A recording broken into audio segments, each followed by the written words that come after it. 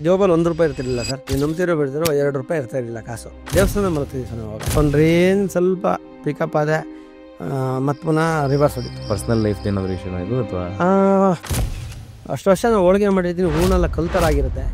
ಏನು ಮಾಡಿದ್ರು ಫುಲ್ಲು ಚಿಂದಿ ಚಿತ್ರಾನ್ನ. ನೀನು ಮಾತ್ರ ಇಲ್ಲಿ ಬರಬೇಡ ಗುರು, ಹಿಂಗೆ ಐಟಮ್ ಕೊಡಲ್ಲ. ಮನಸ್ಸಿಗೆ ತಗೊಂಡಾಗ ದುಶ್ಮನ್ ಆಗ್ತಾರೆ. ಈಗ ನಿಮ್ದೇ ಹೆಸರು ಇಟ್ಕೊಂಡು ಹೋಳಿಗೆ ಮನೆ ಅದು ಇದು ಅಂತ ಚೇಂಜ್ ಮಾಡಿ ಇಟ್ಕೊಂಡಿರ್ತಾರೆ. ಬೆಲ್ಲ ಹೈ ರೇಟ್ ಯಾವುದು, ತೊಗರಿಬೇಳೆ ಹೈ ರೇಟ್ ಯಾವುದು, ತೆಂಗಿನಕಾಯಿ ಯಾವ್ದು ಬೇಕು. ಮನೆಯಲ್ಲಿ 10,000 ಇಡ್ತಾ ಇರಲಿಲ್ಲ. ಲಾಭ ನಷ್ಟ ಏನು ಗೊತ್ತಿಲ್ಲ ಸರ್. ನಾನು ದುಡ್ಡು ಹಾಕು, ದುಡ್ಡು ತೆಗಿ, ಸ್ವಲ್ಪ ದುಡ್ಡು ಆಯ್ತು ಅಲ್ಲೆಲ್ಲೋ ಇನ್ನೊಂದು ಅಂಗಡಿ ಮಾಡೋ. ಯಾವ್ದು ಎಜುಕೇಷನ್ ಇಲ್ಲ, ಯಾವ ಟ್ಯಾಲೆಂಟು ಇಲ್ಲ, ಏನಿಲ್ಲ. What is the worth of Bhaskara ಮನೆ ಒಳಗೆ? ಸರ್, ಸ್ಕೂಲಲ್ಲಿ ಇದ್ದಾಗ ಕೆಲವೊಂದು ಗಾದೆಗಳನ್ನ ಓದ್ತಾ ಇದ್ವಿ. ಗಾದೆಗಳನ್ನ ಓದ್ಬಿಟ್ಟು ಏನಪ್ಪ ಬರೀ ಗಾದೆಗಳಿದೆ, ರಿಯಲ್ ಲೈಫಲ್ಲಿ ನೋಡೋಕ್ಕಾಗಲ್ಲ ಅಂತ ಇದ್ವಿ. ಇವತ್ತು ಮನೆ ಹೋಳಿಗೆ ಭಾಸ್ಕರ್ ಸರ್ ನೋಡಿ ನನಗೊಂದು ಗಾದೆ ನೆನಪಾಗ್ತದೆ. ಮೂರ್ತಿ ಚಿಕ್ಕದಾದರೂ ಕೀರ್ತಿ ದೊಡ್ಡದು ಅಂತ. ಸರ್, ನಮ್ಮ ಗ್ರೋ ಕನ್ನಡ ಪಾಡ್ಕಾಸ್ಟ್ಗೆ ಸ್ವಾಗತ, ಸುಸ್ವಾಗತ ನಿಮಗೆ. Thank you sir. ನಿಮಗೂ ನನಗೆ ಕರೆದಿದ್ದ ಒಂದು ಖುಷಿ ಆಯಿತು. ಅಂದರೆ ನಾವು ಬೆಳೆದು ಬಂದ ರೀತಿ ಬೇರೆ ರೀತಿ ಇದೆ, ಆದರೆ ನನ್ನೆಲ್ಲೋ ಸೆಲೆಕ್ಟ್ ಮಾಡಿ ನಿಮ್ಮದೊಂದು ಒಳ್ಳೆ ದೊಡ್ಡ ಚಾನಲಲ್ಲಿ ಕರೆದು ಕೂರಿಸಿ ಮಾತಾಡ್ಬೇಕಂತ ನಿಮ್ಮ ಮನಸ್ಸಿಗೆ ಬಂದಿದ್ದು ದೇವರ ಆಶೀರ್ವಾದ ಅನ್ಕೊತೀನಿ. ಸರ್, ಅಲ್ಲ ಅಂದರೆ ನಿಮ್ಮ ಲೈಫ್ ಸ್ಟೈಲ್ ನಾನು ಹೋದ ವಾರ ರೀಚ್ ಔಟ್ ಮಾಡೋಕ್ಕೆ ಟ್ರೈ ಮಾಡಿದೆ. ಅವಾಗ ಹೇಳಿದ್ದು ಸರ್ ತುಂಬ ಬ್ಯುಸಿ ಇದ್ದಾರೆ, ಟೈಮ್ ಸಿಗಲ್ಲ ಅಂತ. ನಾವು ಯುವಕರು ಆಸೆ ಪಡೋದು ಅದೇ, ನಮ್ಮ ಲೈಫಲ್ಲಿ ಟೈಮೇ ಇರಬಾರ್ದು, ಬ್ಯುಸಿ ಇರಬೇಕು ಅಂತ. ಸೊ ನೀವಿಷ್ಟು ಬ್ಯುಸಿ ಇದ್ದೀರಲ್ಲ, ಏನು ಅನ್ಸುತ್ತೆ? ಎಲ್ಲ ಸ್ವಲ್ಪ ಫ್ರೀ ಇರಬೇಕಾಗಿತ್ತು ನಾನು ಅನ್ಸುತ್ತೆ, ಅಥವಾ ಬ್ಯುಸಿ ಇರೋದೇ ಇಷ್ಟ ಆಗ್ತದೆ ನಿಮಗೆ? ಆ್ಯಕ್ಚುಲಿ ಸರ್, ನಾನು ಚಿಕ್ಕ ವಯಸ್ಸಿಂದನೂ ಬ್ಯುಸಿನೇ ಇಷ್ಟಪಡ್ತೀನಿ. ಅಂದರೆ ಕೆಲಸ ಮಾಡು, ಏನೋ ಒಂದು ಮಾಡ್ತಾರೆ ಹಾಗೆ ಎಲ್ಲೋ ಟೈಮ್ ವೇಸ್ಟ್ ಅಂದರೆ ಅದು ನಮಗೆ ಆ ರಿಲ್ಯಾಕ್ಸ್ ಅನ್ನೋದೇ ಗೊತ್ತಿಲ್ಲ. ನಾವು 12 ವರ್ಷಕ್ಕೆ ಬೆಂಗಳೂರು ಬಂದಿರುವಂಥದ್ದು. ಊರಲ್ಲಿ ಸ್ಕೂಲ್ಗೆ ಇಲ್ಲಿ ಹೋಗ್ತದೆ, ಇಲ್ಲಿ ಬಂದಮೇಲೆ ಕೆಲಸ ಅಂತಲ್ಲ ಏನೋ ಒಂದು ಮಾಡ್ತಾರೋ ಅಷ್ಟೇ. ರಿಯಲಾಗಿ ಅನಿಸಿಲ್ಲ ಸರ್. ಖುಷಿನ ಅಂದರೆ ಅದೇ ನಮ್ಗೆ ಖುಷಿ ಕೊಡುತ್ತೆ. ಏನಂತಾರೆ ಒಬ್ರೊಬ್ರಿಗೆ ಒಂದು ಏನೋ ಒಂದು ಇರುತ್ತಲ್ಲ, ಅದು ನನಗೆ ಅದೇ ಕೆಲಸ ಮಾಡ್ಕೊಂಡು ಏನೋ ಒಂದು ಮಾಡ್ತಾ ಇರೋದೇ ನನಗೆ ಹ್ಯಾಬಿ. ಅಲ್ಲ ಸರ್, ನಿಮ್ಮ ಜನ್ರೇಷನ್ ಒಂದು ಕ್ವಾಲಿಟಿ ಇದೆ, ನಿಮ್ಮ ಏಜ್ ಹೇಳೋಕ್ಕೆ ಇಷ್ಟಪಡಲ್ಲ ನಾನು. ಬಟ್ ಏನಂದರೆ ನಿಮ್ಮ ಜನ್ರೇಷನ್ ನಮ್ಮ ಜನ್ರೇಷನ್ ಅದೇ ಡಿಫ್ರೆನ್ಸು. ನಮಗೆ ವೀಕೆಂಡ್ ಆದರೆ ಪಾರ್ಟಿ ಮಾಡಬೇಕು, ರೆಸ್ಟ್ ಮಾಡಬೇಕು. ನಿಮ್ದು ಹಂಗಲ್ಲ, ಬೆಳಗ್ಗೆ 5 ಗಂಟೆಗೆ ಎದ್ದೇಳಬೇಕು, ರಾತ್ರಿ 10 ಗಂಟೆಗೆ ಮಲ್ಕೋಬೇಕು, ಜಾಸ್ತಿ ಫೋನ್ ನೋಡೋಂಗಿಲ್ಲ. ಸೊ ಆ ಒಂದು ವರ್ಕ್ ಎಥಿಕ್ ನಾವು ಸಿಕ್ಕಾಪಟ್ಟೆ ಕಲಿಬೇಕು. ಸರ್, 12 ವರ್ಷಕ್ಕೆ ಬಂದ್ರಿ ಅಂದ್ರಿ ಬೆಂಗಳೂರಿಗೆ. ಯಾಕೆ ಚೆನ್ನಾಗಿತ್ತಲ್ಲ ಕುಂದಾಪುರ, ಯಾಕೆ ಬೆಂಗಳೂರು? ಕುಂದಾಪುರ ಚೆನ್ನಾಗಿ ಸರ್. ಆವಾಗ ತುಂಬ ಬಡತನ ಇತ್ತು. ಕುಂದಾಪುರದಲ್ಲಿ ಒಂದು ಹಳ್ಳಿ ಬಿತ್ಕಲ್ಕಟ್ಟೆ ಅಂತ ನಮ್ಮ ಮನೆ. ತುಂಬ ಬಡತನದಿಂದ ಬಂದಿರುವಂಥದ್ದು. ತಂದೆ ಇರಲಿಲ್ಲ ನಮಗೆ. ಅದರಲ್ಲಿ ನಾನು 5ನೇ ಕ್ಲಾಸ್ ಪಾಸ್ ಆಗಿದ್ದೆ. ಆ ಟೈಮಲ್ಲಿ ಏನೋ ಒಂದು ಸಮಥಿಂಗ್ ಏನೋ ಪ್ರಾಬ್ಲಮಲ್ಲಿ ನಮ್ಮ ಅಮ್ಮನ ನಾನು ಸಾಕ್ತೀನಿ ಅಂತ ಬೆಂಗಳೂರಿಗೆ ಪಕ್ಕದ ಮನೆಯವ್ರ ಜೊತೆ ಬಂದಿರೋದು. ಆ ಥರ ಒಂದು ಜರ್ನಿ ಸ್ಟಾರ್ಟ್ ಆಗಿದೆ. ಇಲ್ಲಿ ಬಂದಮೇಲೆ ನಾವೇ ಅಷ್ಟೇ. ಆ ಬಂದಿರೋ ಜರ್ನಿ ಬೆಳಿಗ್ಗೆದ್ರೆ ಕೆಲಸ ಅಂದರೆ 5:30 6 ಗಂಟೆ 5:30 7 ಆವಾಗ. ಇವಾಗೆಲ್ಲ ಲೇಟ್ ಇದೆ ಸ್ವಲ್ಪ. 7 ಗಂಟೆ ಹೋಟ್ಲ್ ಓಪನ್ ಆಗುತ್ತೆ. ಮೊದಲೆಲ್ಲ 5 ಗಂಟೆ ಹೋಟ್ಲ್ ಓಪನ್ ಆಗ್ತಿತ್ತು ಆವಾಗ. ನೀವು 5 ಗಂಟೆಗೆ ರೆಡಿ ಇರಬೇಕು. ಆ ಥರದಾದ ಅಭ್ಯಾಸ ಆಗೋಗ್ಬಿಟ್ಟಿದೆ. ಓಕೆ. ಸೊ ಅಂದರೆ ನಿಮಗೆ 12 ವರ್ಷಕ್ಕೆ ಬಂದ್ಬಿಟ್ಟು ಹೋಟೆಲ್ ಕೆಲಸ ಸೇರೋಣ, ಏನೋ ಒಂದು ಕೆಲಸ ಮಾಡ್ಬೇಕಂತ ಆಸೆ ಇತ್ತು. ಅಷ್ಟೇ. ಓಕೆ, ಅದಾದಮೇಲೆ ಜರ್ನಿ ಸರ್ ಎಷ್ಟು ವರ್ಷ ಮಾಡೋದ್ರಲ್ಲಿ? ನಾನು ಒಂದು 17 ವರ್ಷದವರೆಗೂ ಹೋಟ್ಲಲ್ಲಿ ಕೆಲಸ. ಅಲ್ಲಲ್ಲಿ 3-4 ಹೋಟ್ಲ್ ಚೇಂಜ್ ಮಾಡ್ತೀನಿ. ಆಮೇಲೆ UD ಅಂತ ಇದೆ, ಅಲ್ಲಿ ಬರ್ತೀನಿ. ಪರದರ್ಶಿನಿ ಅಂತ ಪಕ್ಕನೇ ಇವಾಗ ನಮ್ಮ ಅಂಗಡಿ ಇರೋದು. ಅದು ಓಪನಿಂಗ್ ಅವಾಗ ಒಂದು ಹೊಸ ಇದರಲ್ಲಿ ಒಂದು ಬೆಂಗಳೂರು ಇಂಡಿಯಾದಲ್ಲೇ ಸೆಲ್ಫ್ ಸರ್ವಿಸ್ ಅಂತ ಫಸ್ಟ್ ಟೈಮ್ ಬಂದಿರೋದಂತ. ಆ ಕಾನ್ಸೆಪ್ಟ್ ಓಪನ್ ಆಯಿತು. ಆವಾಗ ಅಲ್ಲಿ ಓಪನಿಂಗ್ ಇದರಲ್ಲೇ ಸೇರ್ಕೊತೀನಿ. ಅಲ್ಲಿಂದ ನಾನು ಸ್ವಲ್ಪ ಜರ್ನಿ ಚೇಂಜ್ ಆಗುತ್ತೆ. ಅಂದರೆ ಅಲ್ಲಿ ಬಂದಾಗ ನಂಗೆ 16-17 ವರ್ಷ ಆ ಥರ ಇರುತ್ತೆ. ಅಲ್ಲಿಂದ ಒಂದು ಡ್ಯಾನ್ಸ್ ಆಸಕ್ತಿ ಬರುತ್ತೆ ನನಗೆ. ಅಲ್ಲಿ ಆರ್ಕೆಸ್ಟ್ರಾ ನಡೀತದೆ, ಹೊಸನಗುಡಿಯಲ್ಲಿ ಗಣಪತಿ ಆರ್ಕೆಸ್ಟ್ರಾ ನಡೀತದೆ. ಅಲ್ಲಿ ಒಂದು ಹುಡುಗನ ಡ್ಯಾನ್ಸ್ ಮಾಡ್ತಾರೆ. ನಂಗೆ ಆಶ್ಚರ್ಯವಾಗಿರುತ್ತೆ ನೋಡೋದಕ್ಕೆ. ಅದು ಬ್ರೇಕ್ ಡ್ಯಾನ್ಸ್ ಅವಾಗ ಬ್ರೇಕ್ ಅವಾಗ ಇದೇನು ಹಿಂಗಿದೆಯಲ್ಲ ಅಂತ ನನ್ನ ಮನಸ್ಸಿಗೆ. ಆವಾಗ ಅಲ್ಲಿ ಗಣಪತಿ ಅಂದ್ರೆ ತುಂಬ ಇಷ್ಟ ಸರ್. ಏನು ಅಷ್ಟೊಂದು ಬುದ್ಧಿವಂತ ಇಲ್ಲ, ಅಂದರೆ ಏನೋ ನೀಟ್ನೆಸ್ಸು ಅಚೀವ್ಮೆಂಟ್ ಮಾಡ್ಬೇಕು ಅದೆಲ್ಲ ಏನೂ ಇಲ್ಲ ತಲೆಯಲ್ಲಿ. ಯಾವೆಲ್ಲ ಅವ್ರಿಗೊಂದು ನಮಸ್ಕಾರಕ್ಕೊಂದು ಬರ್ತಾರದು ಅಷ್ಟೇ. ನಾನೇನೋ ಇಲ್ಲಿ ಬಂದಿದ್ದೀನಿ ಅಂದರೆ ಕಂಪ್ಲೀಟ್ ಅವರೇ ಸರ್. ಆವಾಗ ನನಗೆ ₹325 ಸಂಬಳ ಇತ್ತು. ಯಾರಿಗೋ ಕೇಳ್ದೆ ಸರ್ ಡ್ಯಾನ್ಸ್ ಎಲ್ಲ, ಏನೋ ನೀವು ಹೋಗಿ ಕೆಲಸ ಮಾಡುವ, ಅದೆಲ್ಲ ದುಡ್ಡು ಕಟ್ಟಿಲ್ಲ ನೀನು ಮಾಡೋಕ್ಕಾಗ್ತಾನೆ, ಎಷ್ಟೋ ಸಂಬಳ ನಿನಗೆ ಅಂದರು. ₹300 ಹೋಗಿ ಕೆಲಸ ಮಾಡುವಾಗ ಅಂದರು. ಗಣೇಶ್ ಸರ್ ಅಂತ ಇದ್ರು ಮಾಸ್ಟ್ರು, ನಮ್ಮ ಮಾಸ್ಟ್ರವರು. ಅವ್ರದ್ದು ಒಂದು ಮನೆ ಇತ್ತು. ಸುಮ್ಮನೆ ನನ್ನ ಮನೆ ಅಂಗಡಿ ಹತ್ರ ಓಡಾಡ್ತಾ ಇರ್ಬೇಕಾದ್ರೆ ಮೇಲ್ಗಡೆ ಬ್ರೇಕ್ ಡ್ಯಾನ್ಸ್ ಹೇಳಿಕೊಡಲಾಗೋದು ಅಂತ ಒಂದು ಹಾಕಿದ್ರು. ಅದು ನೋಡ್ಬಿಟ್ಟು ಸುಮ್ಮನೆ ಹೋಗಿ ಬಗ್ಗೆ ನೋಡ್ತಾ ಇರ್ತೀನಿ. ಒಂದು 2-3 ಸಲ ಹೋಗಿರ್ತೀನಿ. ಒಳಗೆ ಹೋಗಿ ಧೈರ್ಯ ಬರೋಲ್ಲ. ಒಂದ್ಸಲ ಅವರ ನೋಡಿರ್ತಾರೆ, ಕರೀತಾರೆ ಬೈಲಿ ಅಂತ. ಏನಕ್ಕೆ ಬಂದಿದೆ ಅಂದರೆ ಹಿಂಗೆ ಇಲ್ಲ ಡ್ಯಾನ್ಸ್ ಕಲಿಬೇಕು ಸರ್, ₹100 ಅಡ್ಮಿಷನು, ₹100 ಫೀಸು ಅಂತ ಹೇಳಿದ್ರು. ಸರಿ ಸರ್ ಆಯಿತು, ಯಾವಾಗ ಬರ್ತೀನಿ ಅಂದರು. 1 ವಾರ ಬಿಟ್ಟು ಬರ್ತೀನಿ ಅಂದ್ಬಿಟ್ಟು. ಆವಾಗ ₹100 ಏನಾದ್ರು ಮಾಡೋಕೆ ಎಲ್ಲಿರ್ತದೆ, ₹100 ಇರ್ತಾ ಇರಲಿಲ್ಲ. ಕರೆಕ್ಟು. ಆವಾಗ ನಮ್ಮ ಊರಲ್ಲಿ ಒಂದು ಸಣ್ಣ ಮನೆ ಕಟ್ತಾರೆ. ನಮ್ಮಮ್ಮ ಓನರ್ ಹತ್ರ ಸ್ವಲ್ಪ ದುಡ್ಡು ಇಸ್ಕೊಂಡು ಹೋಗಿದ್ರು. ದುಡ್ಡು ಬರ್ತಾ ಇರಲಿಲ್ಲ. ಆವಾಗ ನಾವು ಬೆಳಗ್ಗೆಯಿಂದ ಸಾಯಂಕಾಲ ಡ್ಯೂಟಿ ಮಾಡಿ ನೈಟ್ OT ಬರೋದು. ಅಂದರೆ ಪಾರ್ಟಿಗಳಿಗೆ ಹೋಗ್ತಾ ಇತ್ತು. ಆ ಪ್ಲೇಟ್ ತೊಳೆದ್ರೆ ನಮಗೆ ₹20 ಕೊಡೋರು. ನೈಟ್ ಹೊತ್ತು 2,000 ಜನ 3,000 ಜನ ಪಾರ್ಟಿ ಇತ್ತು. ಅವಾಗ ಅದು ಒಳ್ಳೆ ಪೀಕ್ ಹೋಟೆಲ್ ಅದು. ಆವಾಗ ನಾವು ಏನು ಬೆಳಗಿಂದ ಡ್ಯೂಟಿ ಮಾಡಿ ಸಾಯಂಕಾಲ ಪಾರ್ಟಿ ಪಾತ್ರೆ ತೊಳೆದ್ರೆ ₹20. ಅದನ್ನೆಲ್ಲ ಒಟ್ಟು ಹಾಕೊಂಡು ಚಿಲ್ಲರೆ ಬಿಲ್ಡ್ರೆ ಅವಾಗ ಚಿಲ್ಲರೆ ಎಲ್ಲ ಒಟ್ಟು ಹಾಕೊಂಡು ಕವರಲ್ಲಿ ಹಾಕೊಂಡು ಹೋಗಿದ್ದೆ ಡ್ಯಾನ್ಸ್ ಕ್ಲಾಸ್ ಸೇರೋಕ್ಕೆ. ಅದರಲ್ಲಿ 97 ರೂಪಾಯಿ ಇತ್ತು ಸರ್, ಇನ್ನೂ ನೆನಪಿದೆ ನನಗೆ. 100 ರೂಪಾಯಿನೂ ಇರಲಿಲ್ಲ. ಬೇಗ ಸೇರ್ಬೇಕು ಅನ್ನೋ ಆಸೆ. ಅವರೆಲ್ಲ ಚಿಲ್ಲರೆ ಎನ್ಸ್ಬೇಕು, ಏನು ಹಿಂಗೆ ತಂದಿದ್ಯಾ ನೀನು ಅಂದ್ಬಿಟ್ಟು. ಡ್ಯಾನ್ಸ್ ಕಲ್ತ್ರ ಹೋಗ್ಲಿಕ್ಕೆ? ಹಾಂ ಸರ್, ನಾನು ಅಲ್ಲಿ ಸಾಯಂಕಾಲ ಹೊತ್ತು ನಮ್ಗೆ ಹೋಗೋಕ್ಕಾಗ್ತಿಲ್ಲ. ಮಧ್ಯಾಹ್ನ ಹೊತ್ತು ಹೋಟ್ಲಲ್ಲಿ ರೆಸ್ಟ್ ಇರ್ತಿತ್ತು. ಆವಾಗ ಸರ್ಗೆ ಹೋಗಿ ಮಾತಾಡ್ಬಿಟ್ಟು ಮಧ್ಯಾಹ್ನ ಮನೇಲಿ ಇರ್ತಿದ್ರು. ಆ ಟೈಮಲ್ಲಿ ಮನೇಲಿ ಹೋಗಿ ಕಲಿಯೋಕ್ಕೆ ಶುರು ಮಾಡಿದ್ದು. 100 ರೂಪಾಯಿ ಫೀಸ್ ಇತ್ತು. ನಾನು ಸ್ವಲ್ಪ ಚುರುಕು ಜಾಸ್ತಿ ಸರ್, ಏನೋ ಅಂಥವರು ಸ್ವಲ್ಪ ಅಟ್ಯಾಚ್ ಆದರು ನನ್ನ ನೋಡಿ. ಅವ್ನು ಹೋಟ್ಲಲ್ಲಿರೋ ಹುಡುಗ ಅದೊಂದು ಅಭಿಮಾನ. ನಾನು ಹೋದ್ರೆ ಸುಮ್ಮನೆ ಇರ್ತಿರ್ಲಿಲ್ಲ, ಸ್ವಲ್ಪ ಎಲ್ಲ ಕ್ಲೀನ್ ಮಾಡಿಬಿಟ್ಟು. ಅವರು ಬ್ಯಾಚುಲರ್ ಆಗಿದ್ರು ಅವಾಗ. ಮನೆಯೆಲ್ಲ ಕ್ಲೀನ್ ಮಾಡಿಕೊಟ್ಟು ನೀಟ್ ಮಾಡಿ ರೆಡಿ ಮಾಡಿಕೊಟ್ಬಿಟ್ಟು ಅವ್ರಿಗೆ ಒಂಥರ ನನ್ನ ಬಗ್ಗೆ ಪ್ರೀತಿ ಹುಡ್ತು, ಒಂಥರ ವಿಶ್ವಾಸ. ಬಾರ ರಾತ್ರಿ ಹೊತ್ತು ಇಲ್ಲೇ ಮಲಗೋ, ಅಲ್ಲೇ ಅನ್ಕೊಳ್ತೀವಿ ಬಾರ ಅನ್ನೋರು ಕರೆಯೋರು. ಪಾಪ ಚೆನ್ನಾಗಿ ನೋಡ್ಕೊಳ್ಳೋರು ಅವರು. ನಾನು ಅಷ್ಟೇ ಸುಮ್ಮನೆ ಇರ್ತಿಲ್ಲ. ಮನೆಗೆ ಹೋದ್ರೆ ಅಲ್ಲಿ ಏನಿದೆ ಕೆಲಸ ಎಲ್ಲ ಮಾಡಿಕೊಟ್ಬಿಟ್ಟು ಹಂಗೆ ಸ್ವಲ್ಪ ಡ್ಯಾನ್ಸ್ ಎಲ್ಲ ಕಲ್ತ್ಕೊಂಡು ಬರ್ತಾಯಿದ್ದೆ. ಆಮೇಲೆ ನಾನೇ ಒಂದು ಡ್ಯಾನ್ಸ್ ಕ್ಲಾಸ್ ಅಂತ ಮಾಡಿದೆ. ಉಪಾರದರ್ಶಿನಿ ಬಿಟ್ಟು ನಿರ್ಮಲಾ ದರ್ಶಿನಿ ಅಂತ ಇಲ್ಲಿ ಕಲ್ತ್ಕೊಂಡೆ. ಕಲ್ತ್ಕೊಂಡು ಪ್ರೋಗ್ರಾಮ್ ಎಲ್ಲ ಇರೋದು, ಅಲ್ಲಿ ಹೋಗೋಕ್ಕೂ ಕುಣಿಯೋ ಆಸೆ, ಇಲ್ಲಿ ಬಿಡ್ತಾ ಇರಲಿಲ್ಲ. ಏನೇನೋ ತರಲೆ ಮಾಡ್ಕೊಂಡು ಹೆಂಗೋ ಹೋಗಿ ಮಾಡ್ಕೊಂಡು ಬರ್ತಾಯಿದ್ವಿ. ಫುಲ್ಲು ಡ್ಯಾನ್ಸ್ ಒಳಗಡೆ ರೋಡಲ್ಲಿ ಹೋದ್ರು ವೇವ್ ಮಾಡ್ಕೊಂಡು ಹೋಗೋದು. ಹಾಗಾದ್ರೆ 90s ಅಲ್ಲಿ ತುಂಬ ಫಿಮೇಲ್ ಫ್ಯಾನ್ ಫಾಲೋಯಿಂಗ್ ಇತ್ತು ನಿಮಗೆ? ಚೆನ್ನಾಗಿ ಮಾಡ್ತಾರೆ ಡ್ಯಾನ್ಸ್ ನಮ್ಮ ಭಾಸ್ಕರ್. ಇಲ್ಲ ಸರ್, ನಾವು ಹೋಟ್ಲೊಳಗೆ ಇರ್ತಿದ್ವಿ. ಒಂದೆಲ್ಲೋ ಸ್ಟೇಜ್ಗೆ ಹೋಗೋ ನಂಗೆ GB ಎತ್ರಿ ಅಂತ ಅವ್ರು ಚಾನ್ಸ್ ಕೊಟ್ಟರು. ಫಸ್ಟ್ ಅಲ್ಲಿ ಹೋಗಿದ್ದು. ಆಮೇಲೆ ಮದನ್ ಮಲ್ಲು ಎಲ್ಲ ಸುಮಾರು ಆರ್ಕೆಸ್ಟ್ರಾದಲ್ಲಿ ಮಾಡಿದೆ. ಆವಾಗ ಹೋದ್ರೆ ಅವರು ಹಂಗೆ ಕರೆದ್ಬಿಟ್ಟು ಮನೆಯಲ್ಲಿ ಮಕ್ಳ ಮುಂದೆ ಮಾಡ್ಸೋರು. ಮಕ್ಳು ಒಪ್ಕೊಂಡ್ರೆ ಆಗ್ತಾರೆ. ಮದನ್ ಮಲ್ಲು ಅಂತ ಫೇಮಸ್ ಅವರು. ಈಗ ಮೋಹನ್ ರಾಜೇನು ಇದೆ ಅವ್ರ ಮ್ಯೂಸಿಕ್ ಡೈರೆಕ್ಟರ್.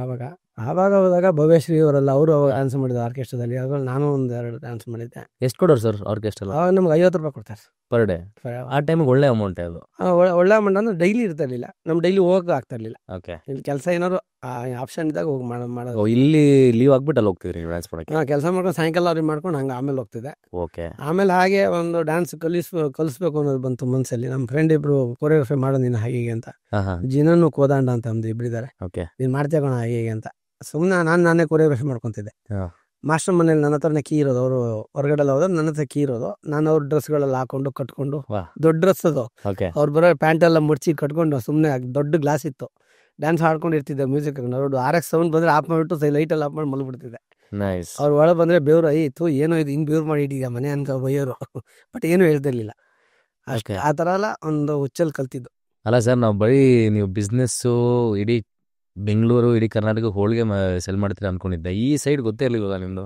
ಮೇಡಮ್ ಹಂಗಾರೆ ಮನೆಯಲ್ಲಿ ಫುಲ್ ಎಂಟರ್ಟೈನ್ಡ್ ಆಗಿರ್ತಾರೆ, ಡ್ಯಾನ್ಸ್ ಮಾಡ್ತಾ ಇರ್ತೀರಾ ಮನೆಯಲ್ಲಿ? ಇವಾಗ ಕಡಿಮೆ ಸರ್.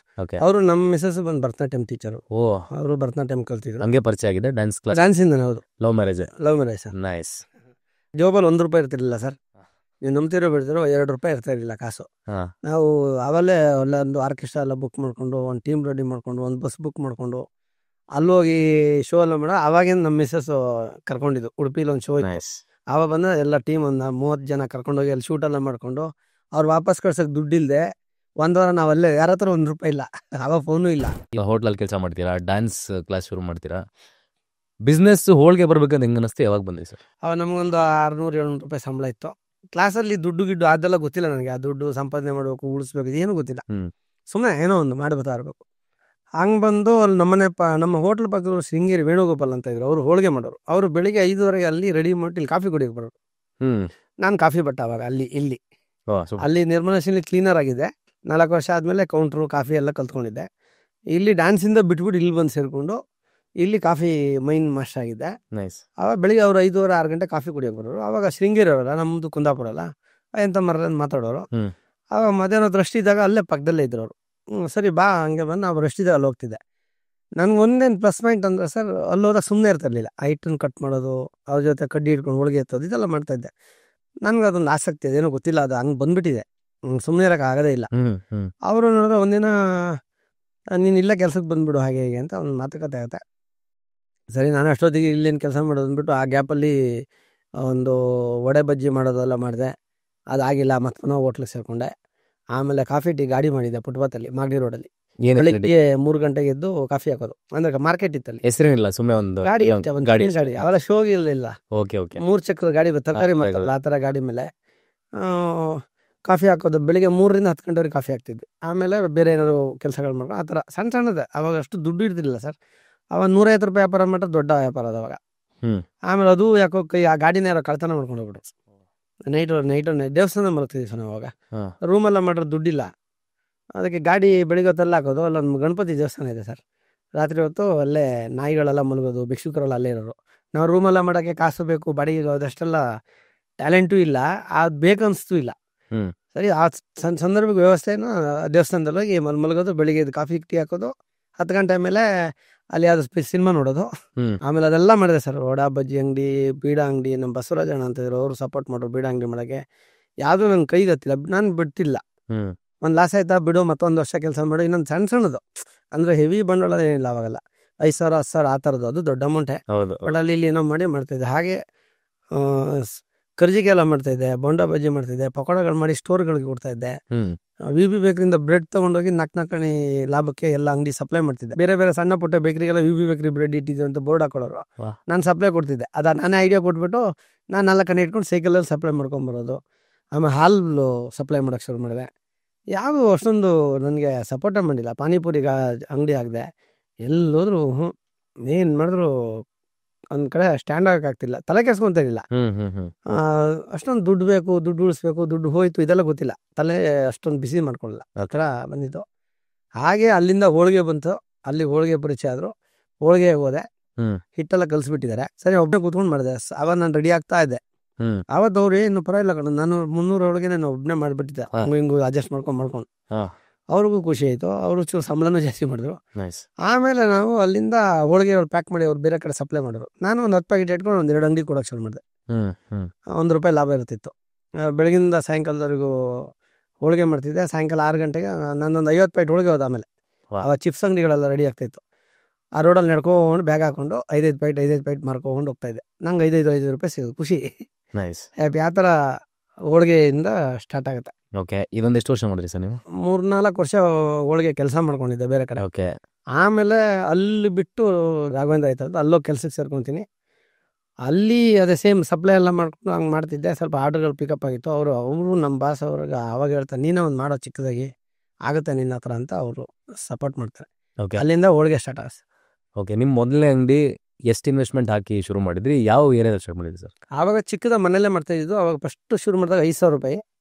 ನನ್ನ ಹತ್ರ ಅಷ್ಟು ಇರಲಿಲ್ಲ, ಹಂಚು ಗಿಂಚು ಎಲ್ಲ ರೆಡಿ ಮಾಡ್ಕೊಂಡು ಎಲ್ಲ ₹5,000 ಖರ್ಚಾಗಿತ್ತು. ನನ್ನ ಹತ್ರ ಒಂದು ₹2,000 ಇತ್ತು. ಚಂದ್ರ ಅಂತ ನಮ್ಮ ಹುಡುಗ ಒಬ್ಬ ಇದ್ದ, ಅವ್ನು ನನಗೆ ₹2,000 ಫೈನಾನ್ಸ್ ಕೊಡ್ತಾನೆ. ಆಮೇಲೆ ₹1,000 ಮತ್ತು ಸಣ್ಣ ಪುಟ್ಟ ಸಪೋರ್ಟ್ ಎಲ್ಲ ನಮ್ಮ ಭಾಷೆ ಮಾಡ್ತಾರೆ ನನಗೆ. ಅಲ್ಲಿಂದ ಶುರು ಮಾಡ್ತೀನಿ, ಮನೇಲಿ ಮಾಡೋದು, ಆ ಥರ ಬರುತ್ತೆ. ಸುಮಾರು ವರ್ಷ ಜರ್ನಿ. ಶ್ರೀನಗರದಲ್ಲ? ಅದೇ ಅವಳಹಳ್ಳಿ ಮುನೇಶ್ವರ ಬ್ಲಾಕಲ್ಲಿ. ಓಕೆ. ಅದೇ ಒಂದಿಷ್ಟು ವರ್ಷ ಜರ್ನಿ ಹೋಗಿದೆ. ಒಂದು ಸ್ವಲ್ಪ ಪಿಕಪ್ ಆಗ್ತೀನಿ, ಒಂದು 3-4 ಜನ ಹುಡುಗರು ಇಟ್ಕೊತೀವಿ, ಬೆಳಿತೀವಿ, ಸ್ವಲ್ಪ ಇದಾಗುತ್ತೆ. ಓಕೆ. ಒಂದು ರೇಂಜ್ ಸ್ವಲ್ಪ ಪಿಕಪ್ ಆದೆ, ಮತ್ತೆ ಪುನಃ ರಿವರ್ಸ್ ಹೊಡಿತು, ಮತ್ತೆ ಪುನಃ ಫುಟ್ಪಾತ್. ಏನು ಸರ್, ಪರ್ಸನಲ್ ಲೈಫ್ ಏನಾದರೂ ಇಶ್ಯೂನ ಇದು, ಅಥವಾ ಫ್ರೆಂಡ್ಸ್ ಏನಾದರೂ? ಏನಿಲ್ಲ, ಫ್ರೆಂಡ್ಸ್ ಏನಿಲ್ಲ.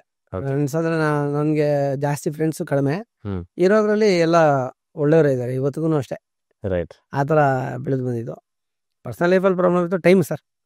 ಇದರಲ್ಲಿ ನಾನು ಸ್ವಲ್ಪ ಜಾಸ್ತಿ ನಂಬ್ತೀನಿ, ಗ್ರಹಗತಿಗಳು ಇದೆಲ್ಲ ಸ್ವಲ್ಪ ನಂಬಿಕೆ ನನಗೆ. ನಾವು ಹುಟ್ಟು ಬೆಳೆದಿದ್ದೆ ಕುಂದಾಪುರ. ನಮ್ಮಮ್ಮ ಈ ಜಾತಕ ಗೀತ್ಕಲ್ಲ ಅವಾಗಿಂದ ತೋರಿಸೋರು, ಆ ಥರನೇ ಬೆಳ್ಕೊಂಡ್ ಬಂದಿದೆ. ಅದ್ರ ಮೇಲೆ ತುಂಬ ಜಾಸ್ತಿ ನಂಬಿಕೆ. ಮತ್ತೆ ಕೇರ ಫುಟ್ಪಾತ್ ಸರ್. ಮತ್ತೆ ಅವಾಗ ಸಣ್ಣ ಪುಟ್ಟ ಸಾಲಗಳು ಆಗ್ಬಿಡ್ತು, ಅಂಗಡಿ ಎಲ್ಲ ಮಾಡಿ ಸ್ವಲ್ಪ ಸಾಲ ಆಯಿತು. ಒಂದು 25,000 30,000 ಸಾಲ.